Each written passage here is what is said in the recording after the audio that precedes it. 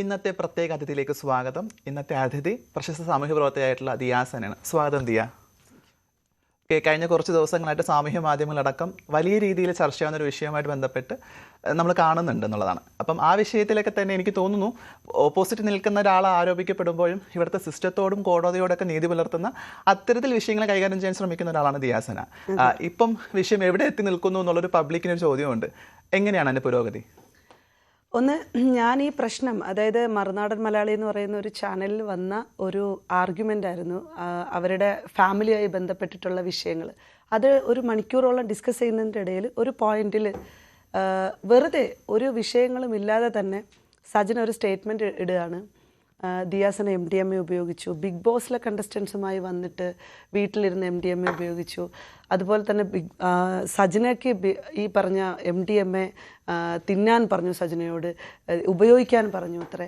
അങ്ങനെയൊക്കെ കുറേ വലിയ രീതിയിലുള്ള ആരോപണമാണ് ഉന്നയിച്ചത്. അത് എന്നോട് പറഞ്ഞത്, ഈ ചാനലിൻ്റെ അകത്ത് പറഞ്ഞത് ഞാനൊരു ക്യാരിയറാണെന്നാണ് പറഞ്ഞത്. അതായത് MDMA വിൽക്കുന്നു, ഞാൻ കുട്ടികൾക്ക് പോലും ആപത്താണ് എന്നൊക്കെ ഉള്ള ഒരു അലിഗേഷൻ എടുത്ത് പറയുകയും ആ 2 മിനിറ്റ് ആ പോയിന്റ് മാത്രം ഈ ചാനൽ തംബ്നെയിലിട്ടിട്ട് അത് കൊടുക്കുകയും ചെയ്തു. ഈ സാഹചര്യത്തിൽ സത്യം പറഞ്ഞു കഴിഞ്ഞാൽ ഞാൻ ഇതിനെ ഏറ്റെടുക്കുകയോ ഒന്നും തന്നെ ചെയ്യില്ലായിരുന്നു. പക്ഷേ ഇവിടുത്തെ സമൂഹ മാധ്യമങ്ങൾ, ഒരുവിധം ഓൺലൈൻ പ്ലാറ്റ്ഫോമുകൾ, ഒരിക്കലും ഞാൻ മെയിൻ സ്ട്രീം മീഡിയാസിനെ പറയില്ല, ഒരുവിധം ഓൺലൈൻ മീഡിയകളും പ്രത്യേകിച്ച് യൂട്യൂബേഴ്സൊക്കെ ഇതിനെ വലിയ രീതിയിൽ ആഘോഷിച്ചതെന്ന് വെച്ചാൽ ദിയാസന MDM കൊടുത്തു എന്ന് പറയുമ്പോഴത്തേക്കും പ്രതികരിക്കുന്ന ഒരു സ്ത്രീ ആയതുകൊണ്ട് തന്നെ എനിക്കെതിരെ വന്ന അത്രയും വലിയൊരു അലിഗേഷൻ ഞാൻ ഭയങ്കര ഷോക്ക്ഡായിപ്പോയി ശരിക്കും. കാരണം ഈ സ്ത്രീയെ ഞാൻ സപ്പോർട്ട് ചെയ്തിരുന്നു, ഹെൽപ്പ് ചെയ്തിരുന്നു എന്നുള്ളതിലപ്പുറത്തേക്ക് ഇവരുമായിട്ട് എനിക്ക് ഒരു തരത്തിലുള്ള പ്രശ്നങ്ങളോ ഒരു കാര്യങ്ങളോ ഇല്ല. പെട്ടെന്നൊരു സുപ്രഭാതത്തിൽ വന്നിരുന്ന് ഇത്തരത്തിലൊരു അലിഗേഷൻ എനിക്കെതിരെ ഉന്നയിക്കുമ്പോൾ ഇവർ ചെയ്ത കുറേ അധികം പേഴ്സണൽ കൊള്ളരുതായ്മകൾ കൊണ്ട് തന്നെ നമ്മൾ കുറച്ചധികം ആളുകൾ ഇവരുടെ സുഹൃത്തുക്കളായിട്ടൊക്കെ തന്നെ സർക്കുലേറ്റ് ചെയ്തുണ്ടായിരുന്ന ആളുകളാണ്. സൗഹൃദം എന്ന് പറയുമ്പോഴത്തേക്ക് ഭയങ്കര ഡീപ്പായിട്ടുള്ള ഒരു ഇതുമില്ല, ഇവരുടെ ആവശ്യങ്ങൾക്ക് വേണ്ടി സപ്പോർട്ട് ചെയ്യാൻ പോകുന്ന സുഹൃത്ത് എന്നുള്ള നിലയിൽ മാത്രം. അപ്പോൾ ഇവരെ എല്ലാവരെയും ടാർഗറ്റ് ചെയ്തും കോർണർ ചെയ്തുകൊണ്ടിട്ടൊക്കെ ഈ സ്ത്രീ കുറച്ച് പ്രശ്നങ്ങൾ ഉണ്ടാക്കുന്ന സാഹചര്യം വന്നപ്പോൾ ഞങ്ങളങ്ങ് മാറിയതാണ്. വേറെ ഒരു പ്രശ്നങ്ങളുമില്ല. പെട്ടെന്നൊരു സുപ്രഭാതത്തിൽ ഇതൊക്കെ വന്ന് ഇങ്ങനെയൊക്കെ വന്ന്, അതായത് ഇത്തരം വിഷയങ്ങൾ വന്ന് ഇങ്ങനെ വിളിച്ച് പറയുമ്പോൾ നമ്മളാകെ ഷോക്കായി പോകും. കാരണം ഇവരൊരു സ്ക്രിപ്റ്റ് ക്രിയേറ്റ് ചെയ്യുന്നു, ഒരു പർട്ടിക്കുലർ സ്ക്രിപ്റ്റ് ഉണ്ടാക്കുന്നു, അത് പറയുന്നു. അപ്പോൾ ഇത് എന്താ സന്ദർഭം എങ്ങനെയെന്ന് പോലും നമുക്കറിയില്ല. കാരണം ഈ ബിഗ് ബോസ് ഗ്യാതറിങ് ഫ്രണ്ട്സ് എന്നൊക്കെ പറയുന്നവർ കൂടെ ഇരുന്നിട്ട് ഒരുപാട് ആൾക്കാർ എപ്പോഴും ഇടയ്ക്കിടയ്ക്കൊക്കെ കൂടാറുണ്ട്. അതുകൊണ്ടിട്ടാണ് ഇത്. അപ്പം നമ്മുടെ കേസ് എന്ന് പറയുന്നത്, ഞാൻ ഇവർക്കെതിരെ അപ്പം തന്നെ മ്യൂസിയം പോലീസ് സ്റ്റേഷനിൽ പരാതി കൊടുത്തു.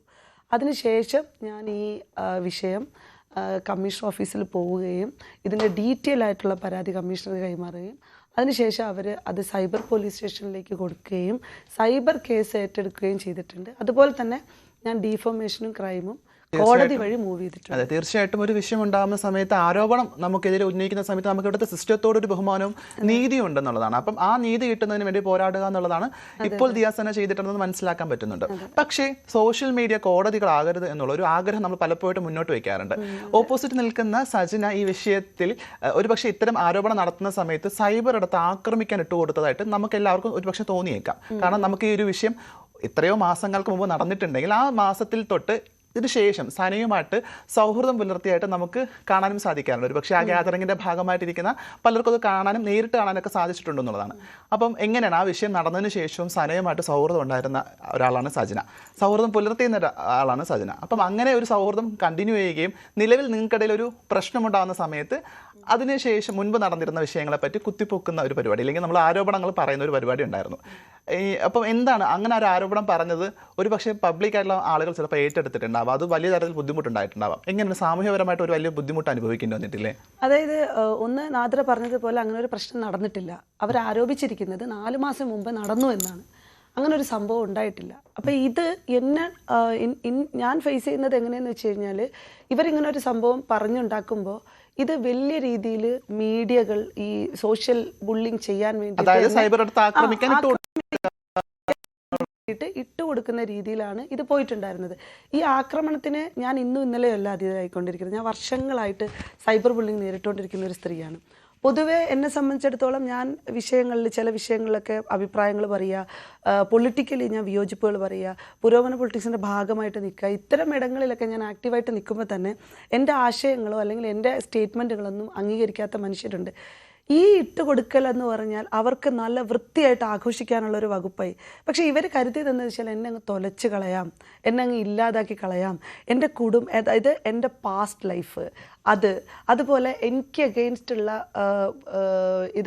ഞാൻ കൊടുത്തിരിക്കുന്ന കേസുകളിലെ പ്രതികൾ ഇവരെയൊക്കെ കൂട്ടിയിട്ട് ഒരു കൂട്ടം വലിയൊരു കൊട്ടേഷൻ ഇതിനകത്ത് വരികയാണെന്നുള്ളതാണ്. നിങ്ങൾ ഇപ്പോഴും മനസ്സിലാക്കുന്നില്ല ഈ വിഷയത്തിൽ എന്തുകൊണ്ടാണ് റസൂൽ പൂക്കുട്ടിയുടെ പേര് സംസാരിക്കാത്തതെന്നുള്ളത്. റസൂൽ പൂക്കുട്ടി, സജിന എന്ന് പറയുന്ന 2 പേരുടെ വളരെ പേഴ്സണലായിട്ടുള്ള വിഷയം, അവരുടെ മാത്രം പ്രൈവസി, അത് നമ്മൾ ആരും കൈകടത്താൻ ആഗ്രഹിക്കുന്നില്ല. ഞാൻ ആ വിഷയം സംസാരിക്കാനും ആഗ്രഹിക്കുന്നില്ല. അത്തരം പ്രൈവസിയിലുള്ള ഒരു ലൈഫിൽ സജിന തന്നെ പബ്ലിഷ് ചെയ്യുന്നു. ആ വിഷയത്തെ മറയ്ക്കാൻ വേണ്ടി കൂട്ടുകാരായിട്ട് സപ്പോർട്ട് ചെയ്ത് നിന്നിരുന്ന ആളുകളെ ഇട്ടുകൊടുക്കുന്നു. അവിടെയും അവരൊരു വിവാഹം കഴിഞ്ഞ് ഡിവോഴ്സായെന്നും റസൂൽ പൂക്കുട്ടി അവരെ വിവാഹം കഴിച്ചു എന്നാണ് അവർ ആരോപിച്ചിട്ടുണ്ടായിരുന്നത്. അവർ പറഞ്ഞിട്ടുണ്ടായിരുന്നത്. ഞങ്ങളത് വിശ്വസിക്കുകയും ചെയ്തു. കാരണം ഒരാളുടെ പേഴ്സണൽ ലൈഫ്, ഒരാൾ എത്ര കെട്ടി അല്ലെങ്കിൽ ആരുടെ കൂടെ ഏതെന്നൊന്നും അന്വേഷിക്കേണ്ട ആവശ്യം നമുക്കില്ല. അതുകൊണ്ട് തന്നെ നമ്മൾ അത്തരം വിഷയങ്ങളിൽ അവരോടൊപ്പം നിൽക്കുകയും സപ്പോർട്ട് ചെയ്യുകയും ചെയ്തിട്ടുണ്ടായിരുന്നു. അപ്പോൾ ഇത് പിന്നീടാണ് മനസ്സിലാക്കുന്നത്. ഞാൻ പറഞ്ഞല്ലോ നേരത്തെ, ഞങ്ങൾ തമ്മിൽ ഇവരുമായിട്ട് കമ്മ്യൂണിക്കേഷൻ ഗ്യാപ്പ് വരുന്നതും സംസാരം നിർത്തുന്നതും തന്നെ ഇവർ വിവാഹബന്ധം ഏർപ്പെടുത്തിയിട്ടില്ലെന്നും റസൂൽ പൂക്കുട്ടിയുടെ ഭാര്യയ്ക്ക് ഇത്തരം വിഷയങ്ങളെപ്പറ്റി അറിയില്ല എന്നുള്ള സാഹചര്യത്തിലാണ്. അവിടെ നിന്ന് ഞങ്ങൾ സ്റ്റോപ്പ് ചെയ്ത് ഇങ്ങോട്ട് കൊണ്ടുവന്നു. ഇന്ന് ഈ സൈബർ ഇടത്ത് ഒരു റസൂൽ പൂക്കുട്ടി പേരോ അല്ലെന്നുണ്ടെങ്കിൽ ഒരു ദിയാസന പേരോ മാത്രം ലൈം ലൈറ്റിലും അതിലേക്ക് ആളുകൾ ഫോക്കസ് ചെയ്യുകയും അതിനെ വളരെ വലിയ രീതിയിൽ കോർണർ ചെയ്ത് അറ്റാക്ക് ചെയ്യുകയും ചെയ്യുന്ന സാഹചര്യമാണ്. പക്ഷേ എന്തുകൊണ്ടും എന്നെ സംബന്ധിച്ചിടത്തോളം ഞാൻ ഈ കേസുകളും കാര്യങ്ങളും ഒക്കെ ആയിട്ട് നിയമപരമായിട്ടുള്ള മുന്നോട്ട് ഉള്ള പോക്ക് പോകുമ്പോഴും ഞാൻ ആക്രമിക്കപ്പെടുമ്പോഴും എനിക്ക് എൻ്റെ കുടുംബത്തിനൊക്കെ ത്രട്ടണിങ് പുറകിലുണ്ട് എന്നുള്ളൊരു സാധനം കൂടെ ഉണ്ട്. സൈബറിടം മാത്രമല്ല എനിക്ക് പൊതുവിടത്തിലേക്ക് ഇറങ്ങുമ്പോൾ ഉള്ള ബുദ്ധിമുട്ട്.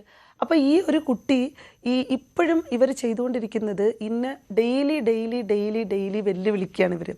ഇവരെനിക്കെതിരെ ഒരു ഡ്രഗ് അലിഗേഷൻ ആരോപണം നടത്തിയിട്ട് ഇവർ വെല്ലുവിളിക്കുകയാണ്, നീ തെളിയിക്ക്. അപ്പോൾ സോഷ്യൽ സ്പേസിലെ കുറച്ച് ആളുകൾ വന്നിട്ട് നീ തെളിയിക്ക്. ഇത് ഞാൻ ആർക്കാണ് തെളിയിക്കേണ്ടത്? എനിക്കെതിരെ ഒരു കേസുണ്ടോ? സജിൻ ആർക്കെങ്കിലും കേസ് കൊടുത്തിട്ടുണ്ടോ? എനിക്കെതിരെ വല്ല തെളിവുകളുണ്ടോ? ഒരാളിൻ്റെ മേൽ അങ്ങനെ ഒരു ആരോപണം നടത്തുമ്പോൾ ഈ പൊതുസമൂഹത്തിലിരിക്കുന്ന ആളുകൾ ആരെങ്കിലും ഞാൻ ടാർഗറ്റ് ചെയ്ത് വെച്ചിട്ട് ഞാൻ പറയുകയാണ് നിങ്ങൾ ഇങ്ങനെ ഒരാളാണ് എന്ന് പറയുമ്പോഴത്തേക്ക് നിങ്ങൾക്ക് അത് ഏറ്റെടുക്കാൻ പറ്റുമോ? അങ്ങനെ ഒരു തംബ്നെയിൽ വന്നു കഴിഞ്ഞാൽ നിങ്ങൾക്ക് സഹിക്കാൻ പറ്റുമോ? അപ്പോൾ ഞാനെന്ന് പറയുന്ന ഒരാൾ ഇവിടെ ഫാക്റ്റാണ്, ഇന്നെ തകർക്കണം, എൻ്റെ കുടുംബത്തെ തകർക്കണം, അല്ലെങ്കിൽ ഞാൻ അഭിപ്രായം പറയരുത്, ഞാൻ പുറത്തേക്ക് വരരുത്, എന്നെ തീർക്കണം, ഈ ഇൻറ്റൻഷൻ ഇവരുടെ ഈ ഒരു ടീമിനുണ്ടായി. മാത്രമല്ല ഇതുണ്ടാവാനുണ്ടായ സാഹചര്യം ഇവരുടെ വളരെ പേഴ്സണലായിട്ടുള്ള വിഷയങ്ങൾ ജനങ്ങൾ ഡിസ്കസ് ചെയ്ത് പബ്ലിഷ് ചെയ്ത് പോകുമ്പോൾ അവർക്കത് ബുദ്ധിമുട്ടാവുന്നു. അതിനെ മറയ്ക്കണമെന്നുണ്ടെങ്കിൽ എനിക്കെതിരെ ഒരു ഇല്ലീഗൽ ഡ്രഗ് അലിഗേഷൻ ഉണ്ടാവണം. അത് തന്നെയാണ് അവരുടെ അജണ്ട. പലപ്പോഴും നമ്മൾ സാമൂഹ്യ മാധ്യമങ്ങളടക്കം എല്ലായിടത്തും കാണുന്ന സമയത്താണ് ഒരു വിഷയം നടക്കുമ്പോൾ ആ വിഷയത്തെ മറക്കാൻ മറ്റൊരു വിഷയം മറ്റൊരാളുടെ പേരിൽ ആരോപിക്കുമ്പോൾ സമൂഹം ഒന്നടങ്കം ആ ഒരു വിഷയത്തെ ഫോക്കസ് ചെയ്യുന്നു എന്നുള്ളത്. എനിക്ക് തോന്നുന്നു ഈ പറഞ്ഞ കണക്ക് ഡ്രഗ് അലിഗേഷൻ നടത്തുന്ന സമയത്ത് നമ്മുടെ സിസ്റ്റത്തിനോ അല്ലെങ്കിൽ നമ്മുടെ ഒരു അവസരങ്ങൾക്കോ ഒരു വലിയ പരിമിതി ഉണ്ട് എന്നുള്ളതാണ്. കാരണം അത്തരത്തിലൊരു ഡ്രഗ് ഉപയോഗിച്ചതായിട്ട് നമുക്ക് തെളിയിക്കാനായിട്ട് ഇവിടുത്തെ ലാബുകളിൽ വലിയൊരു പരിമിതിയുണ്ട്. കാരണം ഒരാഴ്ചക്കകത്ത് പരിമിതിയുണ്ട്. ഞാൻ ശരിക്കും എനിക്ക് അത്രമാത്രം ബുള്ളിങ് സഹിക്കവേ ഞാൻ പോയി കേട്ടോ. ഞാൻ ശരിക്കും ലാബുകളിലും ഹോസ്പിറ്റലുകളൊക്കെ അന്വേഷിച്ചു. ഇതിനകത്ത് യൂറിൻ ടെസ്റ്റ് മാത്രമാണ്. ഞാൻ അതിനുള്ളത് കൊടുത്തിട്ടുണ്ട്. അതിൻ്റെ റിപ്പോർട്ട് വന്നിട്ടില്ല ഇതുവരെയ്ക്കും. ഞാൻ കൊടുത്തിട്ടുണ്ട്. കാരണം എനിക്ക് പ്രൂവ് ചെയ്യേണ്ട ഒരു ഉത്തരവാദിത്തമുണ്ട്. അപ്പം നമ്മളാൽ കഴിയുന്ന സാധനം ഇതാണ്. ഇനിയും ജനങ്ങൾക്ക് ദിയാസനയെ അല്ലെന്നുണ്ടെങ്കിൽ ആരെയോ ഞാൻ ഇതുവരെയും അവർക്കെതിരെ അത്തരത്തിലൊരു അലിഗേഷൻ ഉണ്ടാക്കിയില്ല. വേറെ ആളുകൾ വന്നാണ് അവർക്കെതിരെ പറയുന്നത്. അവർക്കെതിരെ ഒരുപാട് പ്രൂഫുകൾ എൻ്റെ കയ്യിലുണ്ട് ശരിക്കും. പക്ഷെ അപ്പോൾ പോലും നിയമപരമായിട്ട് പരാതിയുമായി ബന്ധപ്പെട്ട എല്ലാ കാര്യങ്ങളും ഞാൻ അവിടെ രേഖപ്പെടുത്തിയിട്ടുണ്ട്. ഇതാണ് എനിക്ക് ചെയ്യാൻ പറ്റുന്ന ഒരു കാര്യം. അപ്പുറത്തേക്ക് ചെയ്യാൻ പറ്റുന്നത് കോടതിക്കോ അല്ലെങ്കിൽ പോലീസുകാർക്കോ മാത്രമാണെന്നുള്ളത്. അതായത് മെഡിക്കൽ റിപ്പോർട്ട് പ്രകാരം നമുക്കൊരു പ്രശ്നം ഉണ്ടെന്നുണ്ടെങ്കിൽ അത്തരത്തിലുള്ള എന്തെങ്കിലും ടെസ്റ്റുകളുടെ ഭാഗമായിട്ടോ പോലീസിന്റെ കേസുമായി ബന്ധപ്പെട്ടിട്ടോ ഇത്തരത്തിലുള്ള കാര്യം സജിന ഈ വിഷയത്തിൽ കേസ് കൊടുത്തിട്ടുണ്ടോ എന്ന് ചോദിക്കുമ്പോൾ അത്തരത്തിൽ ഏതെങ്കിലും കേസുമായിട്ട് ബന്ധപ്പെട്ട് പോലീസ് സ്റ്റേഷനിൽ വിളിപ്പിക്കുകയോ അല്ലെങ്കിൽ കോടതിയുടെ നോട്ടീസോ വരികയില്ല. ഇല്ല, കാരണം അവരുടെ കയ്യിൽ പ്രൂഫും ഇല്ല. അവർ അത്തരത്തിലൊരു അലിഗേഷൻ മാത്രമാണ് ഉന്നയിച്ചിരിക്കുന്നത്. അവരുടെ ഇന്റൻഷ്യലി അവരുടെ കോഴ്സ് അവർ നടത്തി. മറ്റൊരു സംശയം കൂടിയുണ്ട്. നാളെ തെളിയിക്കപ്പെട്ട് സജന അല്ലെങ്കിൽ ഈ പറഞ്ഞ പോലെ സജന പറഞ്ഞ ആരോപണത്തിൽ ദിയാസൻ അത് ഉപയോഗിച്ചിട്ടില്ലെന്ന് തെളിഞ്ഞാൽ ഇതുവരെ അനുഭവിച്ചിട്ടുള്ള മാനസിക സംഘർഷമോ ബുദ്ധിമുട്ടുകളോ പരിഹരിക്കപ്പെടുമോ എന്ന് വിശ്വസിക്കുന്നുണ്ടോ? ഒരിക്കലുമില്ല. ഇത് ഒരിക്കലുമില്ല. കാരണം നമ്മൾ കേൾക്കുന്നു, നമ്മൾ ഇത് അനുഭവിക്കുന്നു, നമ്മൾ പോകുന്നു. ഒന്ന് ആലോചിച്ച് നോക്കുക, നമ്മളെ കുടുംബത്തിനും റെസ്പോൺസിബിലിറ്റി ഒക്കെ കൂടി വന്ന് നിൽക്കുന്ന സമയമാണ്. ഈ സമയത്ത് നമുക്കെതിരെ വരുന്ന ഈ അലിഗേഷൻ ആഘോഷിക്കാൻ വേണ്ടിയിട്ട് എനിക്ക് അഗെയിൻസ്റ്റ് ആയിട്ട് നിൽക്കുന്നത്, ഞാൻ രാഷ്ട്രീയം പറയുമ്പോൾ എന്നെ എതിർക്കുന്ന മനുഷ്യർ ഒരു വലിയ കൂട്ടം ശത്രുക്കളായിട്ടാണ് എനിക്ക് അവരത് ആഘോഷിക്കുന്നുണ്ട്. അവർ ഒരുപാട് ആഘോഷിക്കുന്നുണ്ട്. അത് ഒരുപാട് ചാനലുകൾ ആഘോഷിച്ചു. ഇതൊക്കെയാണെന്നുണ്ടെങ്കിൽ ഞാൻ പിന്നെയും പറയുന്നു, ഞാനൊരു പ്രശ്നമായി എനിക്ക് ഇത്തരത്തിലൊരു സാഹചര്യത്തിലൂടെ കടന്നു പോകുമ്പോൾ എന്നെ അറിയുന്ന മനസ്സിലാക്കുന്ന മനുഷ്യരാരും എന്നെ വിട്ടു പോയില്ല, അല്ലെങ്കിൽ അവരെന്നെ സപ്പോർട്ട് ചെയ്യുന്നുണ്ടോ എന്നുള്ളതിൽ എനിക്ക് ഭയങ്കര സന്തോഷം. മാത്രമല്ല ഒരുപാട് ആൾക്കാർ ഈ വിഷയത്തിൻ്റെ വസ്തുതകൾ മനസ്സിലാക്കിയിട്ടും കൂടെ നിൽക്കുന്നതെന്ന് അറിഞ്ഞാലും എനിക്ക് ഭയങ്കര സന്തോഷമുണ്ട്. പക്ഷേ ഇന്ന് സൈബർ അടുത്ത വലിയൊരു ഇരയായാണ് ഞാൻ നിൽക്കുന്നത്. ഞാനിത് എവിടെയും ആളുകളുടെ സിമ്പതിക്ക് വേണ്ടിയിട്ട് സംസാരിക്കുന്നതല്ല. പക്ഷെ നാളെ ഒരു പെൺകുട്ടികൾക്കും ഇത് സംഭവിക്കരുത്. ഇത്തരത്തിലുള്ള അൺനോൺ ആയിട്ടുള്ള അലിഗേഷൻ കാരണം ക്രെഡിബിലിറ്റി ഉള്ള സെലിബ്രിറ്റി സ്പേസിൽ നിൽക്കുന്ന മനുഷ്യർക്കെതിരെ വരുമ്പോൾ ഈ മീഡിയകൾക്ക് അവർക്ക് ഉണ്ടുറങ്ങി തിന്നണമെന്നുണ്ടെങ്കിൽ, ഞാൻ പറയുന്നത് ഓൺലൈൻ മീഡിയസിന് ഉണ്ടുറങ്ങി തിന്നണമെന്നുണ്ടെങ്കിൽ ആളുകളുടെ ഈ പറഞ്ഞ വ്യക്തിപരമായിട്ടുള്ള ജീവിതം വേണം. അവിടെയാണ് നമുക്ക് ചൂണ്ടിക്കാണിക്കാനുള്ളത്. കാരണം നമുക്ക് ആരോപണം ആർക്കെതിരെ നടത്താൻ സാധിക്കും. പക്ഷെ ആരോപണത്തിൽ കഴമ്പുണ്ടാവണം, തെളിവുണ്ടാവണം. തെളിവുണ്ടെങ്കിൽ മാത്രമാണ് കോടതിയിൽ ആ വിഷയം നിലനിൽക്കുക എന്നുള്ളതാണ്. എനിക്ക് തോന്നുന്നു സജിൻ അത്യത്തിൽ നിയമപരമായിട്ട് ആ വിഷയത്തെ കൈകാര്യം ചെയ്തിട്ടില്ല എന്നാണ് മനസ്സിലാക്കാൻ സാധിക്കുന്നത്. ഒരു പക്ഷേ തിരിച്ച് സനയുടെ ഭാഗത്തുനിന്ന് കേസ് അങ്ങോട്ട് കൊടുക്കുകയുണ്ടായിട്ടുണ്ടെന്നുള്ളതാണ് വളരെ വ്യക്തമായിട്ട് അതൊക്കെ സ്ക്രീനിൽ കാണാനും സാധിക്കുന്നുണ്ട്. അതിന്റെ റിപ്പോർട്ടുകൾ നമുക്ക് കൃത്യമായിട്ട് നമ്മുടെ കയ്യിലുണ്ട്. പക്ഷേ അതുമായിട്ട് സഹകരിക്കുന്നുണ്ടോ ഈ സജിന? സഹകരിക്കുന്നില്ല. മ്യൂസിയം പോലീസ് സ്റ്റേഷനിൽ നിന്ന് കുറേ വട്ടം അവരുടെ അടുത്ത് സ്റ്റേറ്റ്മെൻറ്റ് എടുക്കാൻ വിളിപ്പിച്ച്, ഇത് സൈബർ കേസാണല്ലോ, സ്വാഭാവികമായിട്ട് സൈബർ അടുത്തുകൂടെയാണ് ഇത് കൂടുതലും പോകുന്നത്. പക്ഷേ ത്രെട്ടണിങ് ഇവൾ ചെയ്തത്, അതായത് ഞങ്ങളെ കൊന്നുകളയുമെന്ന് പറയുന്ന ത്രെട്ടണിങ് ഉള്ള മെസ്സേജുകൾ വെച്ചിട്ടാണ് മ്യൂസിയം പോലീസ് സ്റ്റേഷനിൽ ക്രൈം എടുക്കാൻ പോയത്. അപ്പം അവർ പറഞ്ഞു എൻ്റെ കയ്യിലുണ്ട്, ഞാനത് സ്റ്റേഷനിൽ ഹാജരാക്കിയിട്ടുണ്ട്. അപ്പോൾ അതിൻ്റെ ഭാഗമായിട്ട് വിളിപ്പിച്ചിട്ട് ഇവരെന്താ ചെയ്തത്, ഇവർ പറയുന്നുണ്ടല്ലോ 4 മാസം മുമ്പ് ഇവരിരുന്ന ഭയങ്കര പ്രകൃതി രമണീയമായ വീട്, ഈ വീട് ഒഴിഞ്ഞു പോയി. ഇവർക്ക് നോട്ടീസ് അയച്ചിട്ട് കൈപ്പറ്റിയിട്ടില്ല. ആ അഡ്രസ്സാണ് ഞങ്ങൾക്ക് അറിയുന്നത്. ആ നോട്ടീസ് കൈപ്പറ്റിയിട്ടില്ല. ഇവരിപ്പോൾ ഒളിച്ചു മാറിയിട്ടാണ് നിൽക്കുന്നത്. എന്നിട്ട് അവർ സോഷ്യൽ മീഡിയയിൽ ഒന്ന് വീണ്ടും നീ എന്തിനാ ഇങ്ങനെ കിടന്ന് കാണിക്കുന്നത്, നീ തെളിയിക്ക്. ഇത് ആർക്കും എടുത്തോ പിടിച്ചോ എന്ന് പറഞ്ഞിട്ട് തെളിയിക്കാൻ പറ്റുന്ന ഒരു സംവിധാനമൊന്നുമല്ല.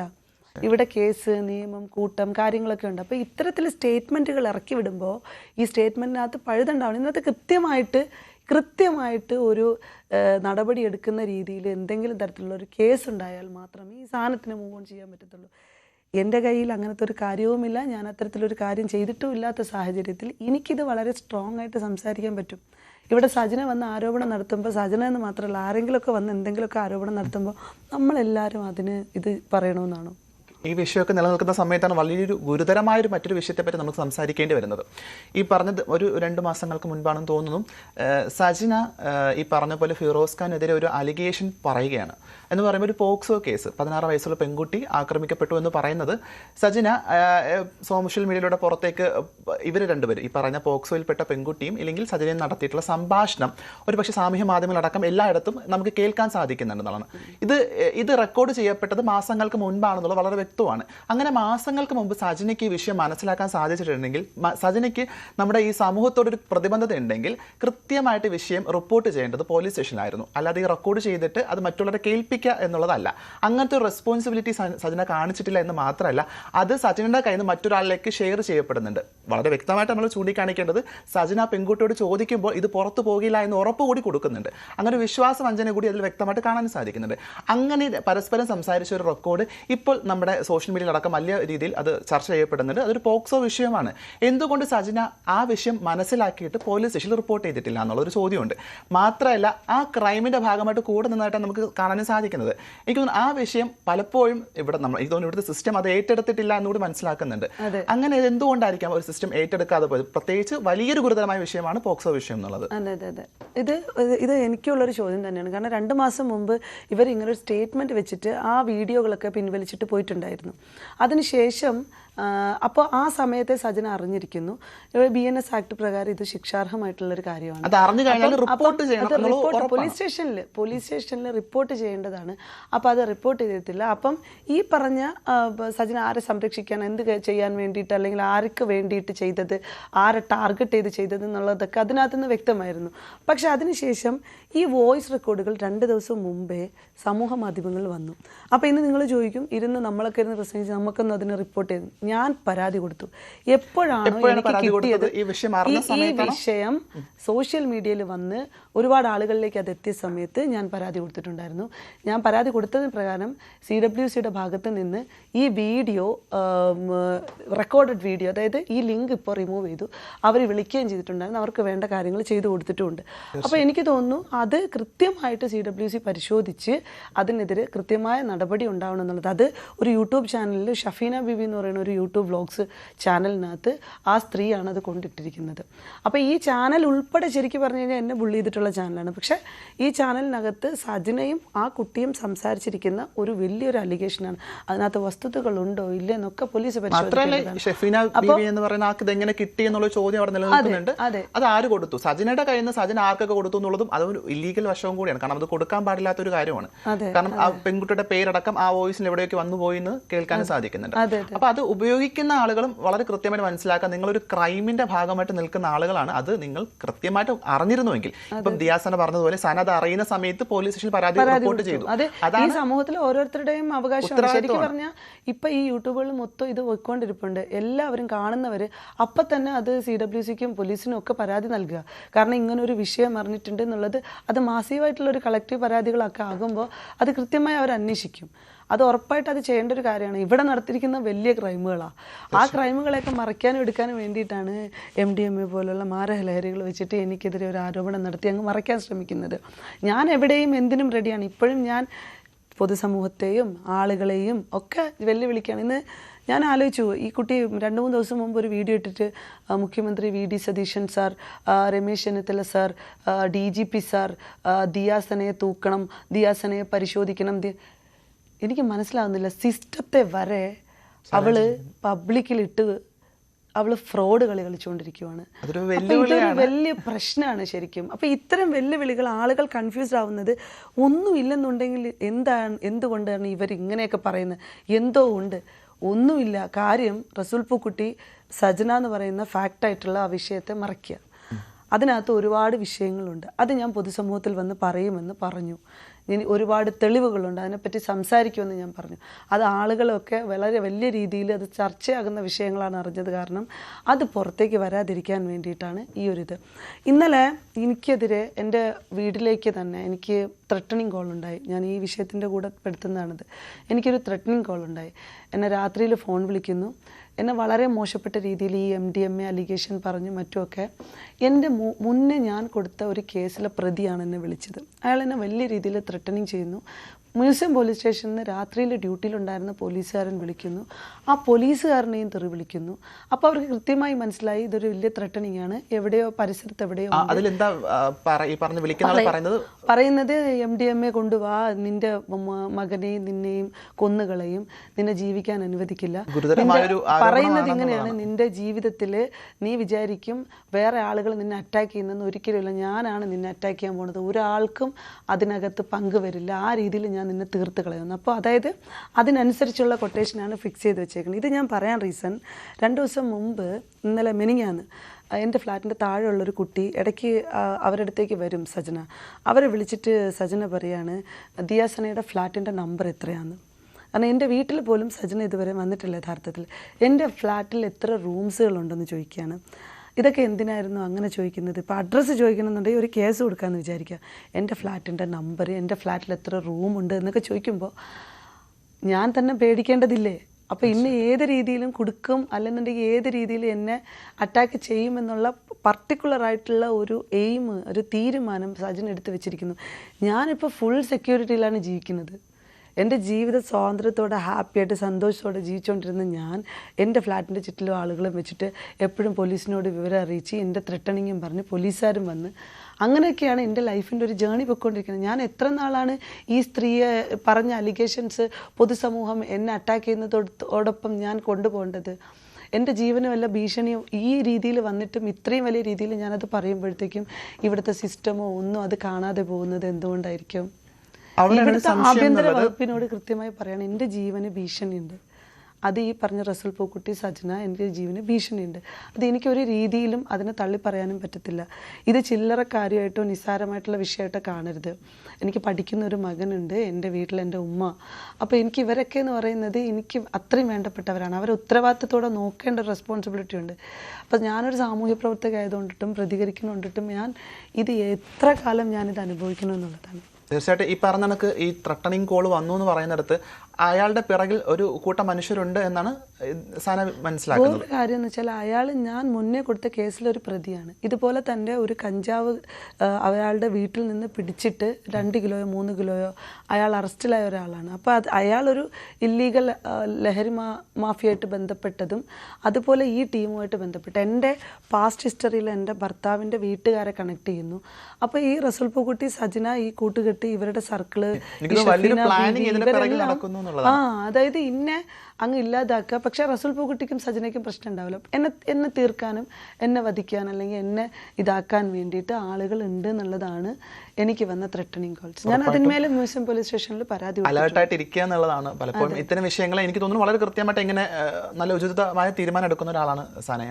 അപ്പോൾ ഉറപ്പായിട്ടും ഒരു കൂട്ടം ആൾക്കാർ ഒരു വലിയൊരു പ്ലാനിങ്ങിന്റെ ഭാഗമായിട്ടാണ് തോന്നുന്നു ഈ പറഞ്ഞ മറ്റൊരു വ്ളോഗറുടെ വീഡിയോയിൽ ഇപ്പോൾ ദിയാസനെ സംബന്ധിച്ച് ദിയാസന്റെ പാസ്റ്റുമായിട്ട് ബന്ധപ്പെട്ട് ഈ പറഞ്ഞ മുൻ ഭർത്താവായിരുന്ന ഒരാളുടെ ഒരു ഫാമിലിയുടെ നമ്മളൊരു വ്ളോഗ് കാണുന്നത്. അല്ല, ആ കേസ് ഇപ്പോഴും നടന്നുകൊണ്ടിരിക്കുവാണ്. ശരിക്കും നടന്നുകൊണ്ടിരിക്കുന്നതിൻ്റെ ഇടയിലാണ് ഇങ്ങനെ എനിക്കെതിരെയുള്ള അലിഗേഷൻ. അത് കേട്ടപ്പോൾ തന്നെ എല്ലാവർക്കും മനസ്സിലാവും എത്രത്തോളം ഗാർഹിക പീഡനം അനുഭവിച്ച ഒരു സ്ത്രീയാണ് ഞാനെന്നുള്ളത്. അപ്പം ഞാനത് ഫൈറ്റ് ചെയ്ത് സഫർ ചെയ്ത് തന്നെയാണ് ഞാൻ മുന്നോട്ട് പോകുന്നത്. ഞാൻ എവിടെയും ഫ്ലോപ്പ് ആവാനോ എവിടെയും നിൽക്കാനോ ഞാൻ ഉദ്ദേശിച്ചിട്ടില്ല. അതിനിപ്പം എന്നെ കൊല്ലുന്നത് വരെയും ഞാൻ ഇങ്ങനെ എന്നെ തുടരും. തീർച്ചയായിട്ടും. അപ്പോൾ ഇത്തരം വിഷയങ്ങളൊക്കെ കാണുന്ന സമയത്ത് നമുക്ക് എപ്പോഴും ഒരു മാനസികമായിട്ട് സപ്പോർട്ട് തരാമെന്നുള്ള നമ്മുടെ ചുറ്റുമുള്ള മനുഷ്യരായിരിക്കും. ഒരു പക്ഷേ എനിക്ക് തോന്നുന്നു സനയുടെ കാര്യത്തിൽ അത് വളരെ കൃത്യമായിട്ട് ഫാമിലി അല്ലെങ്കിൽ സുഹൃത്തുക്കളൊക്കെ തന്നെ ചെയ്യുന്നുണ്ടെന്ന് മനസ്സിലാക്കുന്നുണ്ട്. പക്ഷേ അതിനകത്ത് ഞാനൊരു കാര്യം പറയാം. അതിനകത്ത് എനിക്ക് നാദറെടുത്ത് വളരെയധികം വലിയൊരു രീതിയിൽ താങ്ക്സ് പറയാനുണ്ട്. ഞാൻ സത്യം പറഞ്ഞു കഴിഞ്ഞാൽ ഒരു മെയിൻ സ്ട്രീം മീഡിയയിൽ വന്നിരുന്ന് ഇങ്ങനെ സംസാരിക്കത്തില്ല. അതെനിക്ക് എടുത്ത് പറയണം. കാരണം ഈ വിഷയം വന്ന സമയത്ത് തന്നെ അറിയാവുന്ന ആളെന്നുള്ള നിലയിൽ ഒരു ട്രാൻസ്വുമനാണ് പബ്ലിക്കായിട്ട് ഒരു സ്റ്റേറ്റ്മെൻറ്റ് കൊടുത്തത്. അതിനെനിക്ക് നാദറെടുത്ത് വളരെ വലിയൊരു നന്ദിയുണ്ട്. കാരണം ഇത്രയും ഫെമിനിസ്റ്റുകളും ഇത്രയും ആൾക്കാരൊക്കെ നിൽക്കുമ്പോഴും പലരും എന്നെ സപ്പോർട്ട് ചെയ്തുകൊണ്ട് ഫേസ്ബുക്കിലും മറ്റൊക്കെ പോസ്റ്റ് ഇടുമ്പോഴും സ്റ്റേറ്റ്മെൻ്റ് എടുത്ത് പറയാൻ വേണ്ടിയിട്ട് ആൾക്കാരും ഉണ്ടായിട്ടില്ല. കാരണം അവർക്കൊക്കെ പ്രിവിലേജ്ഡ് സ്പേസുകൾ തന്നെയാണ് ഒരിടത്തും ഉള്ളത്. അപ്പോൾ എവിടെ വന്നാലും ആര് നമ്മളെ സപ്പോർട്ട് ചെയ്തെന്ന് പറഞ്ഞാൽ നമ്മൾ ഒറ്റയ്ക്ക് തന്നെ ഫൈറ്റ് ചെയ്ത് മുന്നോട്ട് പോകേണ്ട സാഹചര്യമാണ്. പക്ഷേ ഇപ്പോൾ കുറേ അധികം ആൾക്കാർ എന്നെ സപ്പോർട്ട് ചെയ്യാൻ. തീർച്ചയായിട്ടും ഞാനടക്കം സോഷ്യൽ മീഡിയ കാണുന്ന സമയത്ത് ഈ വിഷയത്തിൽ കുറച്ചും കൂടി ചിന്തിക്കുന്ന അത്തരം വിദ്യാഭ്യാസമുള്ള മനുഷ്യരൊക്കെ തന്നെ സംസാരിക്കുമ്പോൾ എടുത്തു പറയുന്നുണ്ട് സജനയ്ക്ക് ഈ പറഞ്ഞ റസൂൽ പൂക്കുട്ടിയുമായി നടക്കുന്ന വിഷയങ്ങളെ മറയ്ക്കുന്നതിന് വേണ്ടിയിട്ട് മറ്റൊരു അലിഗേഷൻ മാത്രം പറയുകയാണ്. അപ്പൊ തിരിച്ച് അലിഗേഷൻ പറയുന്ന ദിവസങ്ങൾ പോലും വലിയ കൃത്യമായിട്ട് അത് തെളിയിക്കാൻ സജനയ്ക്ക് സാധിക്കുന്നില്ല. ഈ പറഞ്ഞ പോലെ ആരോപണം നമുക്ക് വേണമെങ്കിൽ ആർക്കെതിരെ നടത്താം, പക്ഷെ അതിന് തെളിവുണ്ടാവുക എന്നുള്ളതും ആ തെളിവ് കണ്ടെത്തി മുന്നോട്ട് പോകേണ്ട ഒരു സിസ്റ്റത്തോട് ഒരു റെസ്പോൺസിബിലിറ്റി ഉണ്ട്. കാരണം കേസ് കൊടുക്കാമല്ലോ. ഇവര് ഒരു ഡേറ്റ് ഒക്കെ വെച്ചിട്ടൊക്കെയാണ് എന്നെ വെല്ലുവിളിക്കുന്നത്. ഞാൻ അന്നത്തെ ദിവസം സ്നേഹസ്പർശത്തിലുണ്ടായിരുന്നു. ഞാൻ അവിടുത്തെ റെസീറ്റ് കാണിച്ചു, അവിടുത്തെ എൻ്റെ രജിസ്റ്റേർഡ് കാണിച്ചു, അവിടെ ക്യാമറകളുണ്ട്, അവിടെ പോയ എല്ലാ ആ ടൈമിൽ സജിന റസൂൽ പൂക്കുട്ടിയൊക്കെ വിവാന്ത താജിൽ ഒരുമിച്ചിട്ടുണ്ട്. അപ്പോൾ എന്നിട്ടും ആ 12:30 മണിക്കൊക്കെ ഞാനെങ്ങനെ അവരുടെ അടുത്ത് എത്തി, ഞങ്ങളുടെ കൂടെ ബിഗ് ബോസ് കണ്ടസ്റ്റൻസ് എങ്ങനെ എത്തി, വെറുതെ അങ്ങ് അലിഗേഷൻ അഴിച്ചു വിടുകയാണ്. കാരണം അവരെ സംബന്ധിച്ചിടത്തോളം അവരൊരു അസാധ്യ ആക്ടറാണ്. അവർ ആ അഭിനയം വളരെ നല്ല രീതിയിൽ കാഴ്ചവെക്കുന്നുണ്ട്. ഇപ്പോഴും അഭിനയം കണ്ടിന്യൂ തുടരുന്നുണ്ട്.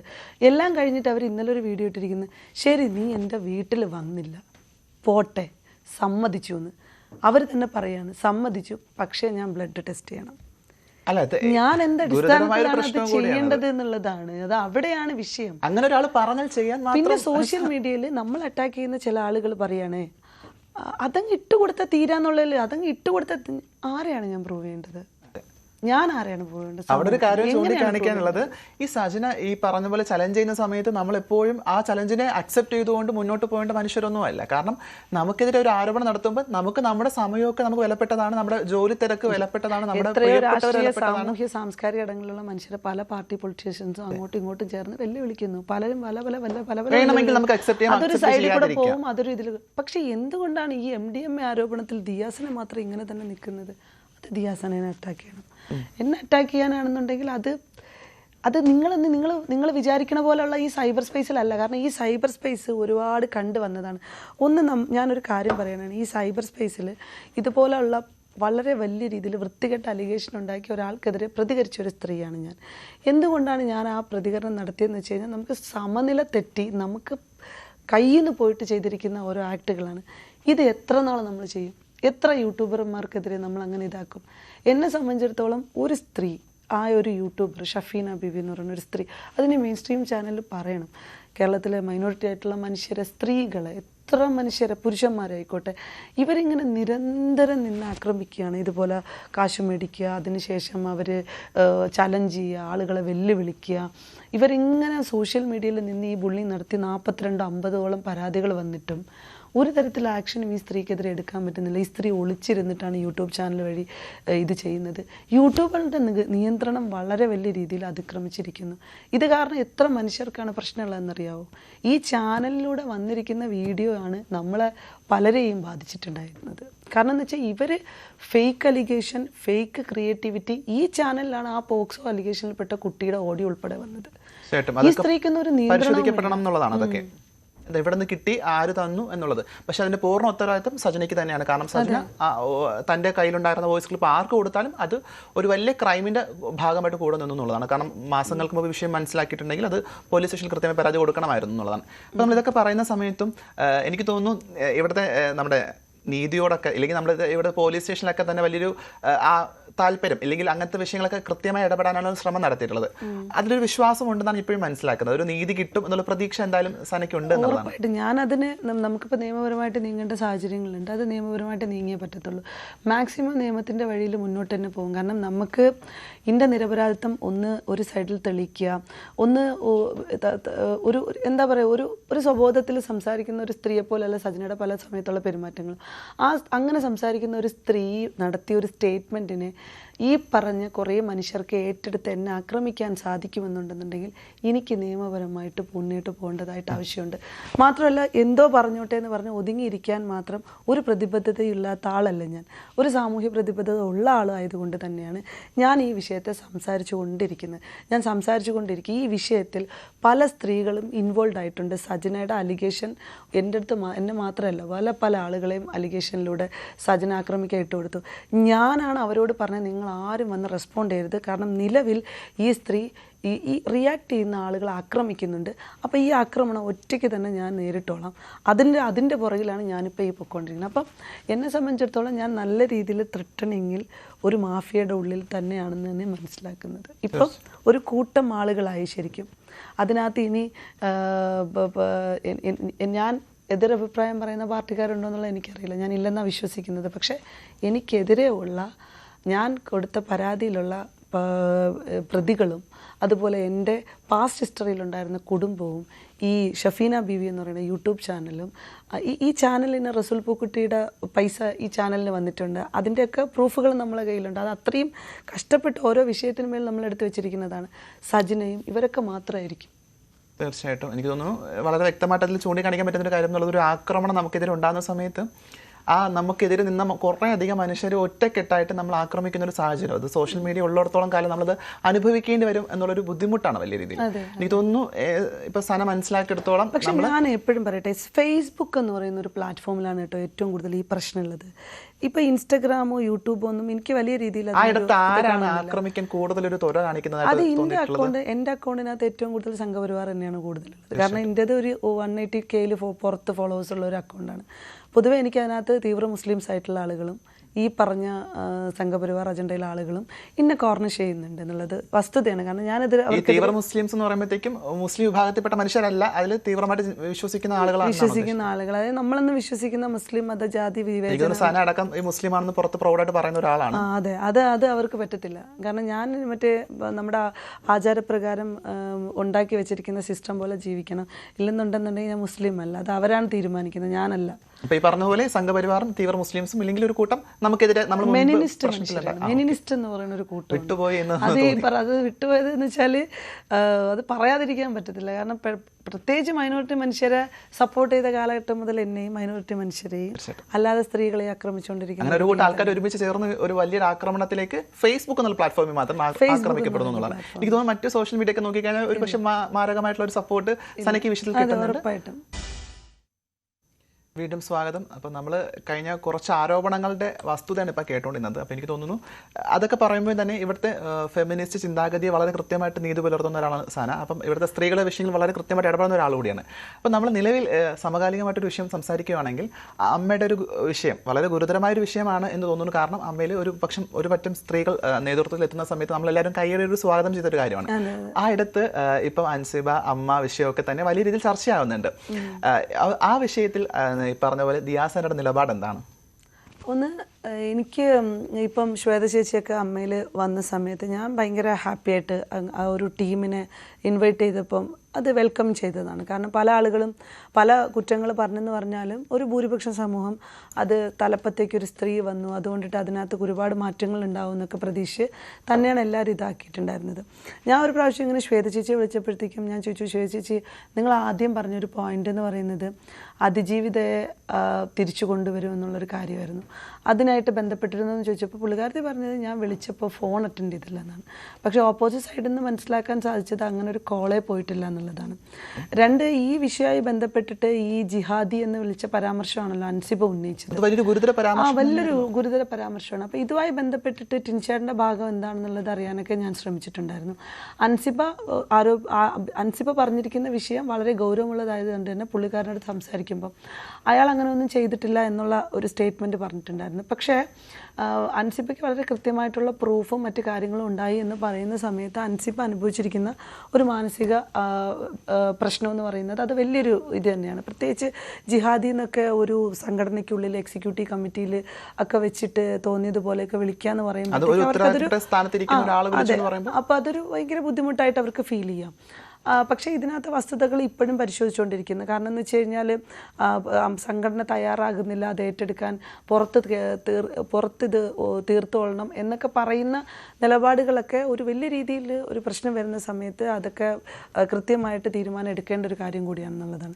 ഇപ്പോഴും അവിടെ ഉണ്ടായിരുന്ന സെക്രട്ടറി ആയിട്ടുള്ള കുക്കു പരമേശ്വരൻ എവിടെ എന്നുള്ളതാണ്. ഒരു പ്രസിഡന്റിനെ മാത്രം ടാർഗറ്റ് ചെയ്യുന്നു, കുക്കു പരമേശ്വരൻ പോലുള്ള സെക്രട്ടറി എവിടെ എന്നുള്ളത്. എന്നാൽ അമ്മയ്ക്ക് വേണ്ടിയിട്ട് എല്ലായിടത്തേക്കും ഓടിച്ചാടി പോകുന്നത് കുക്കു പരമേശ്വരാണ്. കാരണം അവർ എല്ലായിടത്തും പോയി കാര്യങ്ങൾ ചെയ്യുന്നു. എപ്പോൾ വിളിച്ചാലും അവർ പറയുന്നത് ഞാൻ മന്ത്രി ഓഫീസിൽ ഇരിക്കുന്നു, അവിടെ ഇരിക്കുന്നു, ഇവിടെ ഇരിക്കുന്നു എന്നൊക്കെ. അപ്പോൾ അങ്ങനെയുള്ള ആളിനെ എന്തുകൊണ്ടാണ് മീഡിയകൾ ഹൈഡ് ചെയ്തതെന്നുള്ളതാണ്. ഇവിടുത്തെ ഹേമ കമ്മിറ്റി പോലുള്ള റിപ്പോർട്ടുകൾ പൂഴ്ത്തിയതുമായി ബന്ധപ്പെട്ടിട്ട് കുക്കു പരമേശ്വരന് നല്ല പങ്കുണ്ടെന്നാണ് എല്ലാവരും പറയുന്നത്. മരിച്ചുപോയ ഒരു ആർട്ടിസ്റ്റിൻ്റെ പേരിലാണ് പറയുന്നത് അവരുടെ കയ്യിലാണ് നമ്മൾ ആ പെൻഡ്രൈവ് കൊടുത്തത്. അങ്ങനെ പറയുമ്പോഴത്തേക്കും ആ പെൻഡ്രൈവ് മിസ്സായെന്നല്ലേ വിചാരിക്കുക. ആ പെൻഡ്രൈവിൻ്റെ പേരിൽ തന്നെ ഒരുപാട് പ്രശ്നങ്ങൾ അമ്മയ്ക്കുള്ളിൽ നടക്കുന്നുണ്ട്. കാരണം ഇത് വെച്ചിട്ട് ടാർഗറ്റ് ചെയ്ത രീതിയിലൊക്കെ ഉള്ള ബ്ലാക്ക് മെയിലിംഗ് നടക്കുന്നു എന്നൊക്കെ മനസ്സിലാക്കാൻ സാധിച്ചിട്ടുണ്ടായിരുന്നു. പക്ഷെ അപ്പോഴും ഈ പറഞ്ഞ അൻസിബ ഇങ്ങനെ ഒരു ഫൈറ്റ് നടത്തി വിജയിച്ച് നിൽക്കുമ്പോൾ which was good appreciate. But Ansiba എപ്പോഴാണ് അതിജീവിതയ്ക്കൊപ്പം നിന്നുകൊണ്ട് ഒരു പോസ്റ്റോ അല്ലെങ്കിൽ ഒരു സ്റ്റാൻഡോ എടുത്തിട്ടുള്ളത്? ഇവിടെ എല്ലാ മീഡിയകളും അൻസിബയെ ആഘോഷിച്ച സമയത്ത് അൻസിബയുടെ സ്റ്റേറ്റ്മെൻറ്റ് അതിജീവിതയെ വിളിച്ചില്ല എന്ന രീതിയിലായിരുന്നു. അങ്ങനെ വന്ന സാഹചര്യത്തിലാണ് അൻസിബയ്ക്ക് വളരെ വലിയൊരു രീതിയിലുള്ള കയ്യടിയും അപ്രീസിയേഷനും ഒക്കെ കിട്ടിയത് എന്നുള്ളതാണ്. അപ്പോൾ ഇതൊക്കെ ഏത് തരം നിലപാടുകളാണ്, എപ്പോഴാണ് അതിനൊക്കെ ഉള്ളൊരു ഇതുണ്ടായത് എന്നുള്ളത് നമ്മൾ ചൂണ്ടിക്കാണിക്കുമ്പോൾ ഈ സംഘടന നിലവിൽ വരുന്ന സമയത്ത് അല്ലെ ആദ്യ സമയത്തൊക്കെ അവർ പറഞ്ഞിരുന്ന കാര്യം ഇവിടുന്ന് പുറത്തേക്ക് പോയ ഒരു കൂട്ടം WCC അടക്കം രൂപീകരിക്കപ്പെടുന്ന സമയത്ത് അവിടെ നിന്ന് രാജിവെച്ച സ്ത്രീകളെ തിരിച്ചു വിളിക്കും എന്ന് പറയുന്നുണ്ട്, അതിജീവിത അടക്കം തിരിച്ചു വിളിക്കും എന്ന് പറയുന്നുണ്ട്. മറ്റ് അപ്ഡേഷനുകൾ നമ്മൾ കാണുന്നുമില്ല എന്നുള്ളതാണ്. അപ്പം എക്സിക്യൂട്ടീവ് അംഗമായിരിക്കുന്ന ആളുകൾ ഈ വിഷയത്തിൽ എന്ത് നിലപാടെടുത്തു എന്ന് ചോദിക്കുമ്പോൾ വലിയൊരു ചോദ്യചിഹ്നം അവിടെ എപ്പോഴും ബാക്കി നിൽക്കുകയാണ്. ആ ഇടത്താണ് ഇപ്പോൾ സന മുന്നോട്ട് വയ്ക്കുന്ന ഒരു ആശയം എന്നുള്ളത്. എന്തുകൊണ്ടാണ് ഈ പറഞ്ഞ അൻസിബ ഹസൻ ഈ അതിജീവിതയുടെ വിഷയത്തിൽ എവിടെ നിൽക്കുന്നു എന്നുള്ളൊരു ചോദ്യമുള്ളത്? കാരണം അൻസിബ ആക്രമിക്കപ്പെട്ട സമയത്തൊക്കെ തന്നെ ഇവിടുത്തെ സമൂഹവും സാമൂഹ്യ മാധ്യമങ്ങളും അല്ലെങ്കിൽ മീഡിയ അടക്കം എല്ലാ തരത്തിലും സപ്പോർട്ടും പിന്തുണ കൊടുത്തിരുന്നു. കാരണം അവിടെ നടക്കുന്ന വലിയൊരു പറഞ്ഞ കണക്ക് ജിഹാദി എന്ന വിളിയൊക്കെ തന്നെ ഒരു തരത്തിൽ അംഗീകരിക്കാൻ പറ്റുന്ന വിളിയാണ്. പക്ഷെ സംഘടന ആ വിഷയത്തിലൊന്നും കൃത്യമായ നിലപാടെടുത്തിട്ടില്ലെന്ന് മാത്രമല്ല, ഒരു പുതിയൊരു സംഘടന ഇപ്പം മറ്റെല്ലാവരും രാജിവെക്കുമ്പോൾ പുതിയൊരു കമ്മിറ്റിയെ രൂപീകരിക്കുന്നുണ്ട്.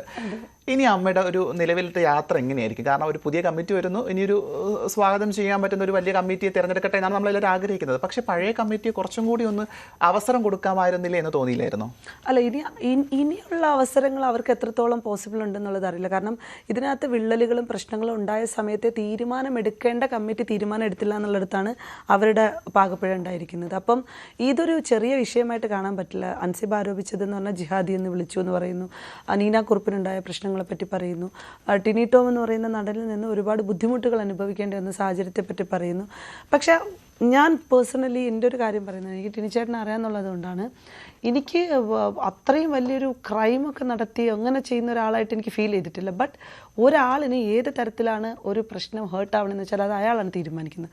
അപ്പോൾ അൻസിബയ്ക്ക് അത്തരത്തിലൊരു പ്രശ്നം ഉണ്ടായിട്ടുണ്ടെന്നുണ്ടെങ്കിൽ ഇപ്പം എനിക്ക് സപ്പോർട്ടിംഗ് ആയിട്ട് തോന്നുന്ന ആവില്ല അപ്പോഴും അൻസിബയ്ക്കുള്ളത് എന്നുള്ളത്.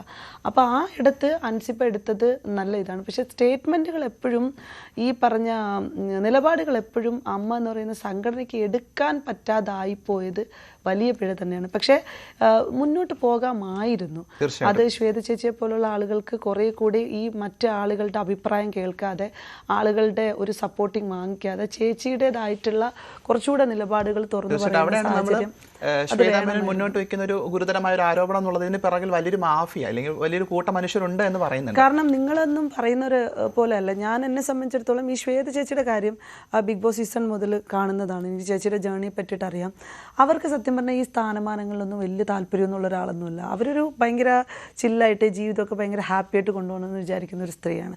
അവരുടെ മേളിൽ വലിയ രീതിയിൽ ആരോപണങ്ങളൊക്കെ നടത്തിയിട്ടൊക്കെയാണ് കുറേ കാര്യങ്ങൾ പറഞ്ഞിട്ടുള്ളത്. അതിൻ്റെയൊക്കെ വസ്തുതകളെ പരിശോധിക്കട്ടെ, അത് കൃത്യമായിട്ട് മുന്നിലേക്ക് വെക്കണം. അതിലേതെങ്കിലും തരത്തിലുള്ള പ്രശ്നങ്ങൾ ശ്വേത ചേച്ചി ചെയ്തിട്ടുണ്ടെന്നുണ്ടെങ്കിൽ അതിലിതായിക്കോട്ടെ. മല്ലിക സുകുമാരൻ ഉൾപ്പെടെയുള്ള ആളുകൾ അമ്മയിൽ നിന്ന് രാജിവെച്ച് ശ്വേതാ മേനോനൊപ്പം നിൽക്കുന്ന സാഹചര്യം ഉണ്ടാകുന്നത് ശ്വേതാ മേനോൻ എന്ന് പറയുന്ന നടിയെ എല്ലാവർക്കും അറിയാമെന്നുള്ളത് കൊണ്ടിട്ടാണ്. അതിൽ ആളുകൾ മിസ്ഗൈഡ് ചെയ്തിട്ടുണ്ടെന്നുള്ളതാണ് ഞാൻ മനസ്സിലാക്കുന്നത്. കാരണം അവർക്ക് ഒരു അധികാരവും വേണ്ട, പക്ഷെ അവർ ചെയ്യുന്ന കാര്യം നല്ല രീതിയിൽ പോകണമെന്നുണ്ടായിരുന്നു. പക്ഷെ അവരെ ആളുകൾ പറ്റിച്ചു. അവരുടെ കൂടെ നിന്ന എല്ലാ എക്സിക്യൂട്ടീവ് മെമ്പേഴ്സും അവരെ പാമ്പർ ചെയ്ത് അവരെ കുഴിയിൽ കൊണ്ടുവന്ന് ചാടിച്ചെന്ന് വേണമെങ്കിൽ പറയാം. അതാണ് ഇവിടെ നടന്നിരിക്കുന്നത്. അപ്പോഴും പരിഹരിക്കപ്പെട്ടെ എനിക്ക് തോന്നുന്നു ഇത്തരം വിഷയങ്ങൾ ഉണ്ടാകുന്ന സമയത്ത് വളരെ കൃത്യമായി തന്നെ ഇടപെടാൻ സാധിക്കുന്ന ഒരു കമ്മിറ്റി ആയിരുന്നു നിലവിലുണ്ടായിരുന്നത്. പക്ഷെ അവരുടെ രാജിയൊക്കെ തന്നെ വലിയ രീതിയിൽ നമുക്കൊരു ഷോക്കിംഗ് ഉണ്ടായിട്ടുണ്ടെന്നുള്ളത് വലിയൊരു സത്യമാണ്. പക്ഷെ സ്ത്രീകൾ ഇനിയും നേതൃത്വത്തിൽ എത്തട്ടെ എന്നൊക്കെ നമ്മൾ ആഗ്രഹിക്കാൻ സാധിക്കട്ടെ. കാരണം പക്ഷെ ശരിക്കും ലക്ഷ്മിപ്രിയനെ പോലുള്ള ആളുകളുടെയൊക്കെ നിലപാടുകളും സ്റ്റേറ്റ്മെന്റുകളൊക്കെ വലിയ രീതിയിൽ പ്രശ്നങ്ങൾ ഉണ്ടാക്കുന്നതാണ് കേട്ടോ. അതായത് ഭയങ്കര വർഗീയതയിലേക്ക് കൊണ്ടെത്തുന്ന ശ്വേത ചേച്ചിനെയൊക്കെ ഇട്ടുകൊടുക്കാൻ തന്നെ ഒരു കാരണം ലക്ഷ്മിപ്രിയക്കൊക്കെ ഉണ്ടെന്നാണ് മനസ്സിലാക്കുന്നത്. കാരണം അത്രയും വർഗീയപരമായിട്ടുള്ള സ്റ്റേറ്റ്മെൻറ്റുകളാണ് അവർ ഉഷ ചേച്ചിയുടെ അടുത്ത് സംസാരിക്കുന്നതായിക്കോട്ടെ, മറ്റ് ആർട്ടിസ്റ്റുകളെ പറ്റി സംസാരിക്കുന്നതായിക്കോട്ടെ, അവർ പണ്ട് മുതൽ ശപിക്കുന്നതൊക്കെ ആയിക്കോട്ടെ. സത്യം പറഞ്ഞു കഴിഞ്ഞാൽ ഈ സംഘടനയുടെ ഈ എല്ലാ പ്രശ്നങ്ങളുടെയും ഒരു മൂല കാരണം ആ സ്ത്രീയെ നമുക്ക് എടുക്കാൻ പറ്റും. കാരണം അത് അത്രയും വലിയ രീതിയിലുള്ളൊരു പ്രശ്നമായിരുന്നു. കാരണം ലക്ഷ്മിപ്രിയയ്ക്ക് പലപ്പോഴും കുറേയധികം സംയമനമൊക്കെ പാലിച്ച് എല്ലാവരുടെയും അഭിപ്രായങ്ങളെ മാനിച്ചിട്ടൊക്കെ മുന്നോട്ട് പോവാം. പക്ഷേ ഈ അടുത്ത നിലപാടും രീതികളും ശരിയായില്ല. തീർച്ചയായിട്ടും. അപ്പോഴാണ് നമ്മൾ പറയുന്നത് ഇവിടുത്തെ ഫെമിനിസ്റ്റുകൾ ഒരു പക്ഷേ എല്ലാ സ്ത്രീകളുടെ വിഷയത്തിലും ഇടപെടുന്ന കുറച്ചധികം മനുഷ്യരുണ്ടെന്ന് നമുക്കറിയാം. പക്ഷേ എല്ലാ വിഷയത്തിലും എല്ലാ ഫെമിനിസ്റ്റുകളും ഇടപെടണം എന്നുള്ളത് ഒരു തീരുമാനം അല്ലെങ്കിൽ ഒരു റെസ്പോൺസിബിലിറ്റി അല്ല എന്നാണ് ഞാൻ മനസ്സിലാക്കുന്നത്. കാരണം നമുക്ക് ചില വിഷയങ്ങളിൽ മനസ്സിലാക്കില്ല. എല്ലാവരും പറയുന്നത് ഞങ്ങൾ സെലക്റ്റീവ് ചെയ്യുന്നതാണ്. അതാണ്, നമ്മളൊരു സെലക്റ്റീവ് ആണെന്നാണ്. ഇവിടുത്തെ മൈനോറിറ്റി മനുഷ്യർക്കും സ്ത്രീകൾക്കും വേണ്ടി സംസാരിക്കുമ്പോൾ എവിടെയാണ് അത് സെലക്റ്റീവ് ആകുന്നത്? ഇവിടുത്തെ പാവപ്പെട്ട മനുഷ്യർക്കും പൈസക്കാരായിട്ടുള്ള ആൾക്കാർക്കും എല്ലാവർക്കും പ്രശ്നം വന്നു കഴിഞ്ഞാൽ നമ്മളെ കൊണ്ട് പറ്റുന്ന തീവ്രമായിട്ടുള്ള നമ്മളുടെ ടൈമിനനുസരിച്ചുള്ള പ്രതികരണങ്ങൾ നമ്മൾ നടത്താറുണ്ട്. ലോകത്തെ എല്ലാ കുത്തകകളും നമ്മൾ ഏറ്റെടുത്തോളാന്ന് ആരടുത്തും പറഞ്ഞിട്ടില്ല. നമ്മൾക്കതിന് സാധിക്കത്തുമില്ല. എല്ലാ ഇന്ത്യൻ പൗരന്മാർക്കും അവരവരുടേതായിട്ടുള്ള ഉത്തരവാദിത്തങ്ങളുണ്ട്. താഴെ ഇരുന്ന് നീ ആരാടിയെന്ന് ചോദ്യം ചെയ്യുന്നവനും ഉത്തരവാദിത്തമുണ്ട് ആ പണി ചെയ്യാൻ.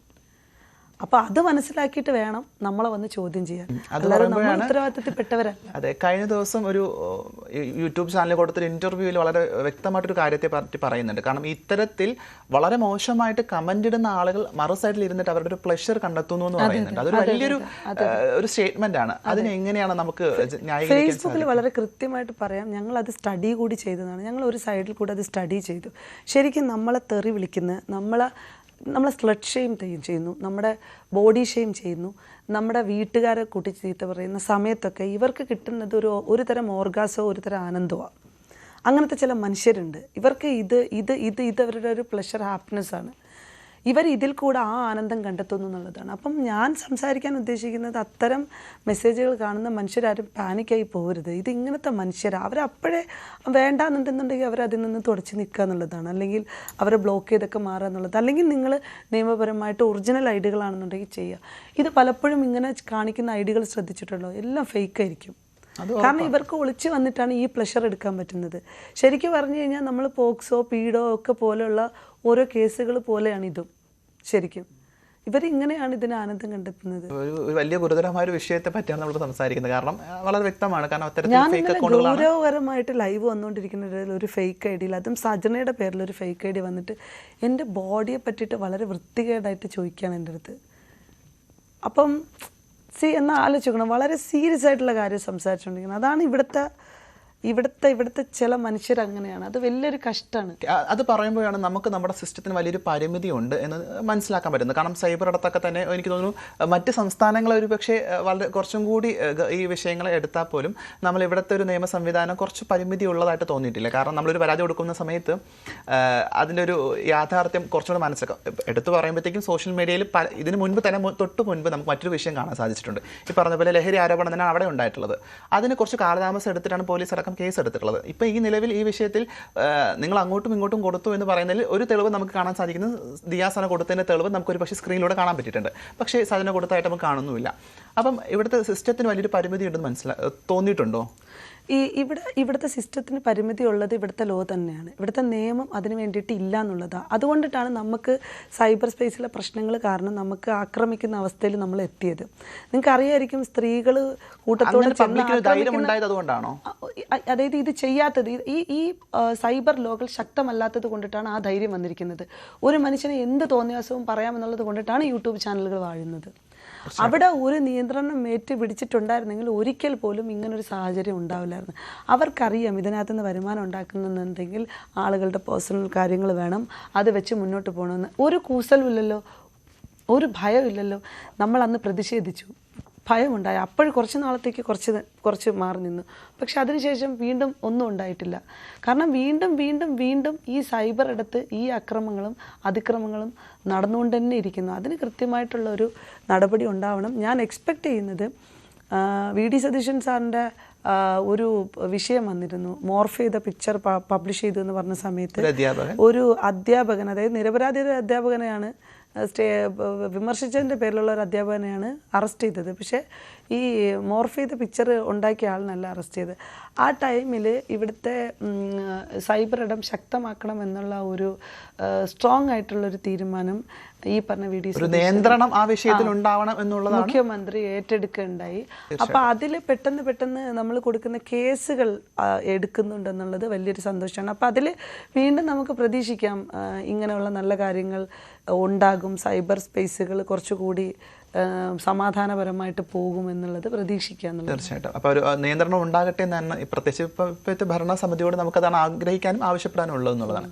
പലപ്പോഴും നമ്മൾ ഈ സോഷ്യൽ മീഡിയയിലടക്കം വലിയ രീതിയിൽ ചലഞ്ച് ചെയ്തുകൊണ്ട് പബ്ലിക് ചോദിക്കുന്ന ഒരു ചോദ്യമാണ്, ദിയാസന ഒരു സാമൂഹ്യ ആക്ടിവിസ്റ്റാണ്. ഒരുപക്ഷെ നമുക്കറിയുന്നത് സാമൂഹ്യ ആക്ടിവിസ്റ്റായിട്ട് മാത്രമായിരിക്കും. ഒരുപക്ഷെ വ്യക്തിപരമായിട്ട് എനിക്ക് അറിയുന്നുള്ളതുകൊണ്ട് പല മേഖലയിൽ സജീവമായിട്ട് നിൽക്കുന്ന ഉള്ള ഒരാളാണ്. സിനിമാ മേഖലയിലുണ്ട്, രാഷ്ട്രീയ മേഖലയിലുണ്ട്. അപ്പോൾ അങ്ങനത്തെ പല ഇടങ്ങളിൽ നിൽക്കുന്ന ഒരാളാണ്. ബിസിനസ്സുമായിട്ട് ബന്ധപ്പെട്ടുള്ള ഒരു കോർഡിനേഷൻ ഉണ്ട്, ബിസിനസ് സ്വന്തമായിട്ടുള്ള ഒരാൾ കൂടിയാണ്. അപ്പോൾ പബ്ലിക്കിന് അത് അറിയില്ല എന്നുള്ളതാണ്. അപ്പോൾ സനയെ പരിചയപ്പെടുത്തുമ്പോഴത്തേക്കും സോഷ്യൽ മീഡിയ ഇൻഫ്ലുവൻസറോ അല്ലെങ്കിൽ ഒരു ആക്ടിവിസ്റ്റ് എന്ന രീതിയിൽ മാത്രമാണ് പലപ്പോഴും നമുക്ക് കാണാൻ സാധിക്കുന്നത്. നമുക്ക് ജനങ്ങളോടൊന്ന് വ്യക്തമാക്കാമോ എന്തൊക്കെ തരത്തിൽ? എന്നെ സംബന്ധിച്ചിടത്തോളം എനിക്ക് സാമൂഹ്യ പ്രവർത്തക എന്നറിയപ്പെടാൻ തന്നെയാണ് ആഗ്രഹം.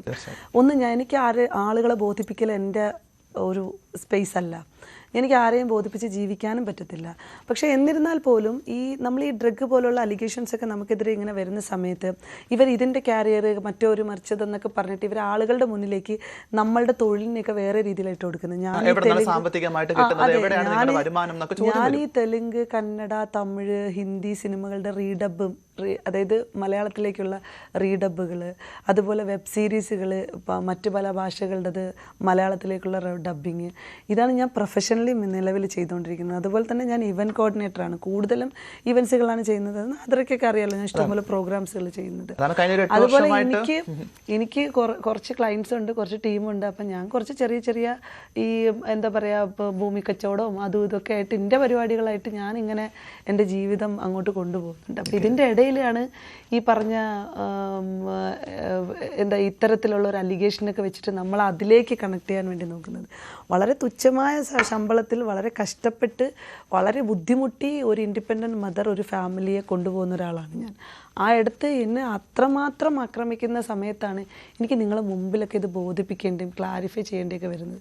സത്യമായിട്ട് എൻ്റെ സ്വാതന്ത്ര്യങ്ങളെ, എൻ്റെ ഇഷ്ടങ്ങളെ ഒന്ന് ചോദ്യം ചെയ്ത് വരുന്ന മനുഷ്യരോട് എനിക്ക് താല്പര്യമില്ല യഥാർത്ഥത്തിൽ. പക്ഷേ എനിക്കെന്തുകൊണ്ടോ നാളെ ഒരു റെസ്പോൺസിബിൾ പേഴ്സൺ എന്നുള്ള നിലയിൽ എനിക്ക് ചോദ്യങ്ങൾക്ക് പറയാതിരിക്കാൻ പറ്റാത്ത സാഹചര്യത്തിൽ ഇതുപോലെ സമാധാനത്തിൽ കൃത്യമായ കാര്യങ്ങൾ അറിയാൻ വേണ്ടി ചോദിക്കുന്നിടത്ത് എനിക്ക് പറയേണ്ടി വരുന്നുണ്ട്. തീർച്ചയായിട്ടും. അപ്പോൾ ഈ പറഞ്ഞ പോലെ കഴിഞ്ഞ ഒരു 8-10 വർഷത്തെ അടുപ്പത്തിൽ ഞാൻ അടക്കമുള്ള ആൾക്കാർ സോഷ്യൽ മീഡിയ പറഞ്ഞൊരു കാര്യമാണ്, നമുക്ക് ഇതുവരെ തന്നെ ഈ പറഞ്ഞ പോലെ ദിയാസനോടൊപ്പം യാത്ര ചെയ്യുന്ന സമയത്ത്, ലൈഫിൻ്റെ ഒരു യാത്ര ചെയ്യുന്ന കാലഘട്ടത്തിലൊന്നും ഒരു തരത്തിൽ ലഹരിയെ ഉപയോഗിക്കാൻ പ്രൊമോട്ട് ചെയ്യുന്നതെന്ന് മാത്രമല്ല, ചെയ്തിട്ടില്ല എന്ന് മാത്രമല്ല, എടുത്തു പറയുമ്പോഴത്തേക്കും അത്തരം വിഷയങ്ങളിൽ കൃത്യമായിട്ട് എവിടെയെങ്കിലും കണ്ടാൽ റിപ്പോർട്ട് ചെയ്തിട്ടുള്ള ഒരാളാണ്. മുൻപ് പറഞ്ഞ പോലെ ഒരു പരാതി കൊടുത്തിട്ടുണ്ടെന്നുള്ളതാണ്. ഇല്ലെങ്കിൽ കൺട്രോൾമെന്റ് സ്റ്റേഷനിലായിക്കോട്ടെ, അവിടെയൊക്കെ മുന്നേ ഉണ്ടായിരുന്ന SI-മാരടുത്തും CI-മാരടുത്തൊക്കെ അന്വേഷിക്കാൻ അറിയാൻ പറ്റും. എവിടെയെങ്കിലും മാനവീയ രീതിയിൽ പോലും ഇത്തരത്തിലുള്ള ലഹരിക്കെതിരെയുള്ള പല പ്രശ്നങ്ങൾ നടക്കുന്ന സമയത്തും നമ്മൾ കൃത്യമായിട്ട് അവരുടെ അടുത്ത് കോട്ട് ചെയ്ത് കൊടുക്കാറുണ്ട്. ഇവിടെ ഇങ്ങനെ ഒരു സംഭവം ഉണ്ട്, വന്ന് അന്വേഷിക്കണം, അത് റിപ്പോർട്ട് ചെയ്യണം. നമ്മളൊരിക്കലും ഇതിന്മേൽ മാന്യതയും ചമയുന്നതല്ല. നമ്മളെ സൗഹൃദ സർക്കിളിലൊക്കെ കള്ളു കുടിക്കുന്നവരും സിഗരറ്റ് വലിക്കുന്നവരൊക്കെ ഉണ്ട്. അതിനൊന്നുമല്ല നമ്മളിവിടെ മെൻഷൻ ചെയ്യുന്നത്. നമ്മളെല്ലാം കൊണ്ടും തികഞ്ഞ പതിവ്രതരായിട്ടിരിക്കുന്ന മനുഷ്യരാണ്, അങ്ങനെ സ്റ്റേറ്റ്മെന്റ് ഇറക്കുന്നതല്ല. പക്ഷേ സിന്തറ്റിക് ലഹരി പോലുള്ള ഇല്ലീഗൽ ഡ്രഗ്സിനെ പ്രൊമോട്ട് ചെയ്യുന്നു, അല്ലെങ്കിൽ ഇത്തരം വിഷയങ്ങളിൽ നമ്മളെന്ന് പറയുന്ന വ്യക്തിയെ കോർണർ ചെയ്ത് ടാർണിഷ് ചെയ്തൊക്കെ ഇരിക്കുന്ന സാഹചര്യത്തിൽ അതെന്നെ വലിയ രീതിയിൽ ബുദ്ധിമുട്ടുണ്ടാക്കുന്നുണ്ട്. അത് ഈ പൊതുജനങ്ങളുടെ അടുത്ത് പറയുന്നതാണ്. ഞാനൊരു ഇൻഡിപെൻഡൻറ്റ് മദറാണ്, എനിക്ക് കുടുംബ റെസ്പോൺസിബിലിറ്റീസ് ഉണ്ട്. നമ്മൾ വിമർശിക്കുന്നതിൻ്റെ പേരിൽ അല്ലെങ്കിൽ മറ്റൊരാളെ നമ്മൾ കുറ്റപ്പെടുത്തുന്നതിൻ്റെയൊക്കെ പേരിൽ നമ്മൾ ഇത്തരത്തിൽ ഇല്ലീഗൽ ഡ്രഗ് പോലുള്ള സാധനങ്ങൾ, ഇപ്പം എൻ്റെ പേരിൽ ഞാനൊരു ചീത്ത പറഞ്ഞെന്ന് പറഞ്ഞാലോ, ഞാൻ ആരെങ്കിലും തല്ലിയെന്ന് പറഞ്ഞാലോ ഒന്നും എനിക്ക് മാറ്ററില്ല. കാരണം എന്നെ പൊതുസമൂഹം ഞാൻ റിയാക്ട് ചെയ്യുന്ന ഒരു പെണ്ണെന്നുള്ളത് അഡ്രസ്സ് ചെയ്തതുകൊണ്ട് തന്നെ ഇതൊക്കെ ഞാൻ കേൾക്കാൻ ബാധ്യസ്ഥയാണ്. ഞാൻ എന്തിനാണ് ഇത്തരത്തിലുള്ള ഇല്ലീഗൽ ഡ്രഗ്സ് കേൾക്കാൻ ബാധ്യസ്ഥയാകുന്നത്? അവിടെ സജനയുടെയും റസൽ പൂക്കുട്ടിയുടെയും വിഷയം മറയ്ക്കാൻ വേണ്ടിയിട്ട് എന്നെ ഒരു കരുവാക്കിക്കൊണ്ട് കുറേയധികം കാര്യങ്ങൾ ചെയ്യുന്നതിന് ഞാനതിന് നിന്നു കൊടുക്കണമെന്നുള്ളതാണ്. തീർച്ചയായിട്ടും ആ ഒരു ബാധ്യത നമുക്ക് ആർക്കും ഇല്ല എന്നുള്ളതാണ് ഞാൻ മനസ്സിലാക്കുന്നത്. അപ്പം ഈ സാഹചര്യത്തിലൊക്കെ ചോദിക്കുമ്പോൾ ഒരു വലിയ സന്തോഷമുള്ളൊരു കാര്യം എന്നുള്ളത് ഒരു സിംഗിൾ പാരൻ്റ് ആണ് എന്ന് പറയുമ്പോഴത്തേക്കും ഒരു മകൻ ഉണ്ട് എന്നുള്ളതാണ്. നമുക്ക് പലർക്കും അറിയുന്നൊരു കാര്യമാണ്. അപ്പോൾ അത്തരത്തിലൊരു ജേണി എന്നുള്ളത് വലിയൊരു പ്രയാസമാണ്. കാരണം വലിയൊരു റെസ്പോൺസിബിലിറ്റിയാണ് നമ്മുടെ സമൂഹത്തിലേക്കൊരു മകനെ അല്ലെങ്കിൽ അങ്ങനെ ഒരു കുട്ടീനെ ഒരു സിംഗിളായിരിക്കുന്ന ഒരു അമ്മ വളർത്തി ഇത്ര ഒരു വലിയൊരു നിലയിൽ എത്തിക്കാൻ സാധിക്കുക എന്നുള്ളത്. അതിൽ വലിയ അഭിമാനമുള്ളൊരു വ്യക്തിയും കൂടിയാണ്. ഇത്തരം ഒരു വിഷയം നടക്കുന്ന സമയത്തും എനിക്ക് തോന്നുന്നു വലിയ രീതിയിൽ സപ്പോർട്ട് മകന്റെ ഭാഗത്തുനിന്ന് ഉണ്ടായിട്ടുണ്ടെന്നാണ് ഞാൻ മനസ്സിലാക്കുന്നത്. അതിന് സന്തോഷമില്ലേ? തീർച്ചയായിട്ടും. അയ്യോ, അതെനിക്ക് ഭയങ്കര സന്തോഷമാണ്. കാരണം എൻ്റെ അടുത്ത് എനിക്ക് സൈബർ ബുള്ളിങ് ഒക്കെ ഇങ്ങനെ കേട്ടുകൊണ്ടിരിക്കുമ്പോഴത്തേക്ക് എൻ്റെ കുഞ്ഞു ഇത് കാണുകയാണല്ലോ. അപ്പോൾ അവൻ എൻ്റെ അടുത്ത് വന്നിട്ട് പറയും, അമ്മച്ചി സ്ട്രോങ് ആയിട്ടിരി, സൂപ്പറായിട്ടിരി, ഒരു പ്രശ്നമില്ല. അവനായിക്കോട്ടെ, അവൻ്റെ ഫ്രണ്ട്സ് ആയിക്കോട്ടെ, അവൻ്റെ കൂട്ടുകാരെല്ലാവരും. അപ്പോൾ എനിക്കത് ഭയങ്കര ഒരു സന്തോഷമുള്ളത് തന്നെയാണ്. പക്ഷെ അപ്പോഴും നമ്മുടെ ഉള്ളിലൊരു വിഷമം ഉണ്ടാവുമല്ലോ. നമ്മളെ കുട്ടികളൊക്കെ ഇതിനെ ശ്രദ്ധിക്കാറായി, അവർക്ക് പ്രായപൂർത്തിയായി. അപ്പോൾ അവരിതൊക്കെ ശ്രദ്ധിക്കുമ്പോൾ അവരുടെ ഉള്ളിൽ ചെറുതായിട്ടാണെങ്കിലും ഒരു രീതിയിൽ നമ്മളൊക്കെ കാരണം ഇമോഷണൽ ആവേണ്ട സാഹചര്യം ഉണ്ടായിട്ടുണ്ടോ എന്നുള്ളത് കൺസേണും കൂടെ ആയിട്ട് എനിക്കത് ബുദ്ധിമുട്ടുണ്ടാകുന്ന സാഹചര്യം ഉണ്ടായിട്ടുണ്ട്. എനിക്ക് ഈ വിഷയത്തിന്മേൽ ഈ പറഞ്ഞതുപോലെ ഈ പറഞ്ഞ കുടുംബം, ഈ റെസ്പോൺസിബിൾ പേഴ്സൺസ്, എന്നെ മനസ്സിലാക്കുന്ന സുഹൃത്തുക്കൾ, അവരൊന്നും വിഷമിക്കരുത് എന്നുള്ളത് മാത്രമാണ് എനിക്ക് ഫീൽ ചെയ്ത ഒരു വിഷയം എന്ന് പറഞ്ഞത്. അല്ലാതെ എനിക്കായിട്ട് ഈ സൈബർ എടുത്ത സാധനം പുത്തരി അല്ലാത്തത് കൊണ്ടിട്ട് എനിക്കതൊരു വലിയ ഒരു തോതിൽ എന്നെ ബാധിച്ചിട്ടില്ല. അങ്ങനെ ബാധിച്ചിട്ടുണ്ടെന്നുണ്ടെങ്കിൽ ഞാൻ നിങ്ങളുടെ മുമ്പിൽ ഇങ്ങനെ ഇരിക്കത്തില്ല. അങ്ങനെ ബാധിച്ചിട്ടുള്ള മനുഷ്യരൊക്കെ ഇല്ലാണ്ടായി പോയിട്ടേ ഉള്ളൂ. ശരിക്കും ഇത്തരത്തിലൊരു അലിഗേഷനൊക്കെ വരുന്ന ഒരു പെൺകുട്ടിയും ഇത്രയും ധൈര്യത്തോടെ വന്നിരുന്ന് സംസാരിക്കത്തില്ല. അതിൽ ഞാൻ എന്നിൽ സ്വയം പ്രൗഡാക്കുകയാണ്. കാരണം ഞാൻ ചിലപ്പോൾ ഇവിടെ നിന്ന് ഈ സ്റ്റുഡിയോയിൽ നിന്ന് ഇറങ്ങിപ്പോയി കഴിഞ്ഞാൽ ചിലപ്പോൾ ഞാനൊരു ഇമോഷണലാകാം. പക്ഷേ ഞാൻ ഇവിടെ വന്നിരുന്ന് സംസാരിക്കുന്നത് മറ്റോരോ പെൺകുട്ടികൾക്കും ഇത്തരത്തിലുള്ള അലിഗേഷൻസ് ഇല്ലാതെ, തെറ്റ് ചെയ്യാതെ വന്നിട്ടുള്ള ഓരോ പെൺകുട്ടികൾക്കും പ്രചോദനമായി തന്നെയാണ്. അതുകൊണ്ടിട്ട് എനിക്കിത് സംസാരിക്കുന്നതിൽ ഒരു മടിയുമില്ല. തീർച്ചയായിട്ടും നമ്മൾ ഇതൊക്കെ പറയുമ്പോൾ ഭയങ്കര അഭിമാനമാണ്. കാരണം അങ്ങനത്തെ ഒരു അലിഗേഷൻ ഉണ്ടാകുമ്പോൾ വളരെ കൃത്യമായി തന്നെ നമുക്ക് ഇടപെടാൻ സാധിക്കട്ടെ. നമുക്ക് നമ്മളെ ഭാഗത്ത് ന്യായം ഉണ്ടെങ്കിൽ അത് തെളിയിക്കപ്പെടട്ടെ എന്നുള്ളതാണ് നമ്മളെല്ലാവരും ആഗ്രഹിക്കുന്നത്. നമ്മൾ ഈ ഫ്രെയിം പറയുന്ന സമയത്ത് ഇപ്പം സജന ആയിക്കോട്ടെ, റസൂൽ പൂക്കുട്ടി ആയിക്കോട്ടെ, ഇപ്പം ദിയാസന ആയിക്കോട്ടെ, പക്ഷെ മറ്റൊരാളെ പറ്റി നമുക്ക് പറയേണ്ടി വരും എന്നുള്ളതാണ്. ഫിറോസ് ഖാൻ എന്നുള്ള ഒരാളെ ഒരു പക്ഷേ അയാളുടെ ലൈഫിലെ വലിയൊരു ബുദ്ധിമുട്ടിനെ അയാൾ വളരെ കൃത്യമായിട്ട് തന്നെ എനിക്ക് തോന്നുന്നു ഒരു പക്ഷേ ഒരു വ്ളോഗിലൂടെ കാണിക്കുന്നുണ്ടെന്നുള്ളതാണ്. അപ്പം ആ വ്യക്തിയുടെ അവസ്ഥ നമുക്കിപ്പോൾ നിലവിൽ ആർക്കും അറിയില്ല എന്താണ് അവസ്ഥ. അല്ലെങ്കിൽ അയാൾ കടന്നുപോയതൊക്കെ ഒരു പക്ഷേ അടുത്ത് നിന്ന് കണ്ട ഒരാളാണ് ദിയാസന. അങ്ങനെ കണ്ട സമയത്ത് ഈ പറഞ്ഞ ഫിറോസ് ഖാൻ ആരോപിക്കപ്പെട്ടുള്ള കാര്യങ്ങളൊക്കെ വളരെ വ്യക്തമായിട്ട് അയാൾ പറയുമ്പോൾ അതിൽ ഒരു ന്യായവും കഴമ്പും ഉണ്ടെന്ന് തോന്നിയിട്ടുണ്ട്. ഫിറോസ് ഖാൻ സജനയ്ക്കെതിരെ പറഞ്ഞിരിക്കുന്ന വിഷയത്തിനകത്ത് വസ്തുതകൾ മാത്രമേ ഉള്ളൂ. അതിനകത്ത് പ്രൂഫ് ഉൾപ്പെടെയാണ്. അതെ, അത് പബ്ലിക് ചെയ്തിരിക്കണം. അത് ആദ്യം നമുക്ക് അറിയില്ലായിരുന്നു. ആദ്യം ഫിറോസ് ഖായെ കുറ്റപ്പെടുത്തിയിട്ട് സജനയ്ക്കൊപ്പം നിന്നതാണല്ലോ. കാരണം സജന ഫിറോസ് ഖായിൽ നിന്ന് കുറേ അനുഭവിച്ചു എന്നാണ് മനസ്സിലാക്കിയിരുന്നത്. അങ്ങനെയാണ് ആ സ്ത്രീക്കൊപ്പം നിൽക്കേണ്ട അവസ്ഥ വന്നത്. അങ്ങനെയാണ് അവർക്കൊപ്പം നിന്നതും. അതിന് പക്ഷേ അവർ മുതലെടുക്കുമായിരുന്നു. പിന്നീട് ഫിറോസ് ഖാൻ ഇവരുടെ പാസ്റ്റ് ഹിസ്റ്ററിയും കാര്യങ്ങളൊക്കെ ഇങ്ങനെ പൊതുമാധ്യമത്തിൽ വന്ന് പറയുമ്പോഴാണ് ഞങ്ങൾ ഇത്രയൊക്കെ ഉണ്ടായിരുന്നു ഇതെന്നുള്ളത് മനസ്സിലാക്കിയത്. ഒരിക്കൽ പോലും ഫിറോസിൻ്റെ ഉള്ളിൽ ഇത്രയും പ്രശ്നങ്ങൾ ഉണ്ടായിരുന്നെങ്കിൽ എന്തുകൊണ്ടാണ് ഫിറോസ് ഖാൻ ഇത് നേരത്തെ ഇവരുമായിട്ട് ഡിവോഴ്സ് ചെയ്ത് പോവാതെ അവിടെ കടിച്ചു തൂങ്ങിയത് എന്നുള്ളത് മാത്രമേ എനിക്കൊരു ചോദ്യമായിട്ടുള്ളൂ. അപ്പോഴും ഫിറോസ് ഖാൻ പറയുന്നത് അവരുടെ മകന് വേണ്ടിയിട്ടെന്നൊക്കെയുള്ള രീതിയിലാണ്. ഈ മകനെ പോലും കാണിക്കാത്ത സാഹചര്യമാണ് സജന ചെയ്തുകൊണ്ടിരിക്കുന്നത്. കാരണം ചെയ്യാൻ പറ്റില്ല, 2500 രൂപ ചിലവിന് കൊടുക്കും. 2500 രൂപ എന്നൊരു നിസ്സാര പൈസ അല്ല. ഇപ്പം റസൂൽ പൂക്കുട്ടിയെ പോലെ ഒരാൾ അവളെ സംരക്ഷിക്കാനും പാർട്ട്ണറായിട്ടുള്ള ആ സമയത്ത് അവർക്ക് കുറേ ലക്ഷങ്ങളും കോടികളൊക്കെ വെച്ചിട്ട് അവരുടെ ജീവിതം മുന്നോട്ട് പോകാൻ പറ്റും. പക്ഷേ ഈ പുരുഷനെ കൊണ്ട് പറ്റുന്നത് ഇത്രേ പറ്റത്തുള്ളൂ. അപ്പം എന്നെ സംബന്ധിച്ചിടത്തോളം ഫിറോസ് ഖായെ പോലെ ഒരു ഇച്ചിരി ഒരു ഡൊമിനൻറ്റിങ് ക്യാരക്ടറായിട്ടുള്ള ഒരാളാണ്. ആ ആളിനെ ഒരിക്കലും ഞാൻ സപ്പോർട്ട് ചെയ്യേണ്ടത് പോലും അല്ല. പക്ഷേ എന്തുകൊണ്ടോ അയാളുടെ പ്രശ്നങ്ങൾ കൃത്യമായി മനസ്സിലാക്കിയ സാഹചര്യത്തിൽ അയാൾ സപ്പോർട്ട് ചെയ്യേണ്ട സാഹചര്യം വന്നതാണ്. ബട്ട് ഇപ്പോൾ ഈ നടക്കുന്ന പോക്സോ പോലൊരു അലിഗേഷനൊക്കെ അതിനൊന്നും ഒരിക്കലും അതിലെന്തെങ്കിലും വസ്തുതകൾ ആർക്കെങ്കിലും എതിരെ ഉണ്ടെങ്കിൽ അത് ഫിറോസ് ഖാൻ ആയിക്കോട്ടെ സജന ആയിക്കോട്ടെ ഒരിക്കലും കൂട്ടു നിൽക്കത്തില്ല അത്തരം വിഷയത്തിലും. അപ്പോൾ ആ നിലപാട് നമ്മൾ സ്ട്രോങ് ആയിട്ട് എടുക്കുകയും വേണം. നമ്മൾ പറയുമ്പോൾ തന്നെ കണ്ണടച്ചു കൊണ്ടിട്ട് ഒരാളെയും സപ്പോർട്ട് ചെയ്യുന്ന സിസ്റ്റത്തിലോട്ടോ സാഹചര്യത്തിലോട്ടോ വരാതെ നമുക്ക് ഇങ്ങനൊരു വിഷയമുണ്ട്. ബട്ട് എന്നെ സംബന്ധിച്ചിടത്തോളം നിലവിൽ എനിക്ക് ഇതുവരെയും അയാളിൽ ആരോപിക്കപ്പെട്ട പ്രശ്നങ്ങൾ വലിയൊരു ഗുരുതരമായിട്ട് ഒരിത് ആവാതെ അവൾക്കെതിരെ അതായത് സജനയ്ക്കെതിരെ ആരോപിക്കപ്പെട്ടത് വലിയ രീതിയിലുള്ളൊരു വിഷയമായിട്ട് തന്നെയാണ് കണക്കാക്കുന്നത്. തീർച്ചയായിട്ടും എനിക്ക് തോന്നുന്നു ഇത്തരം ആരോപണങ്ങളിൽ വളരെ കൃത്യമായി തന്നെ മറുപടി പറയാൻ ഒരു പക്ഷേ ഈ അഭിമുഖത്തിലൂടെ സനയ്ക്ക് സാധിച്ചു എന്നുള്ളതാണ് വളരെ വ്യക്തമായിട്ട്. ഒത്തിരി സന്തോഷമായിട്ട് നമ്മുടെ സമയക്കുറവ് മൂലം നമ്മളുടെ അഭിമുഖം അവസാനിക്കുന്നുണ്ട്. നന്ദി, നമസ്കാരം. Thank you.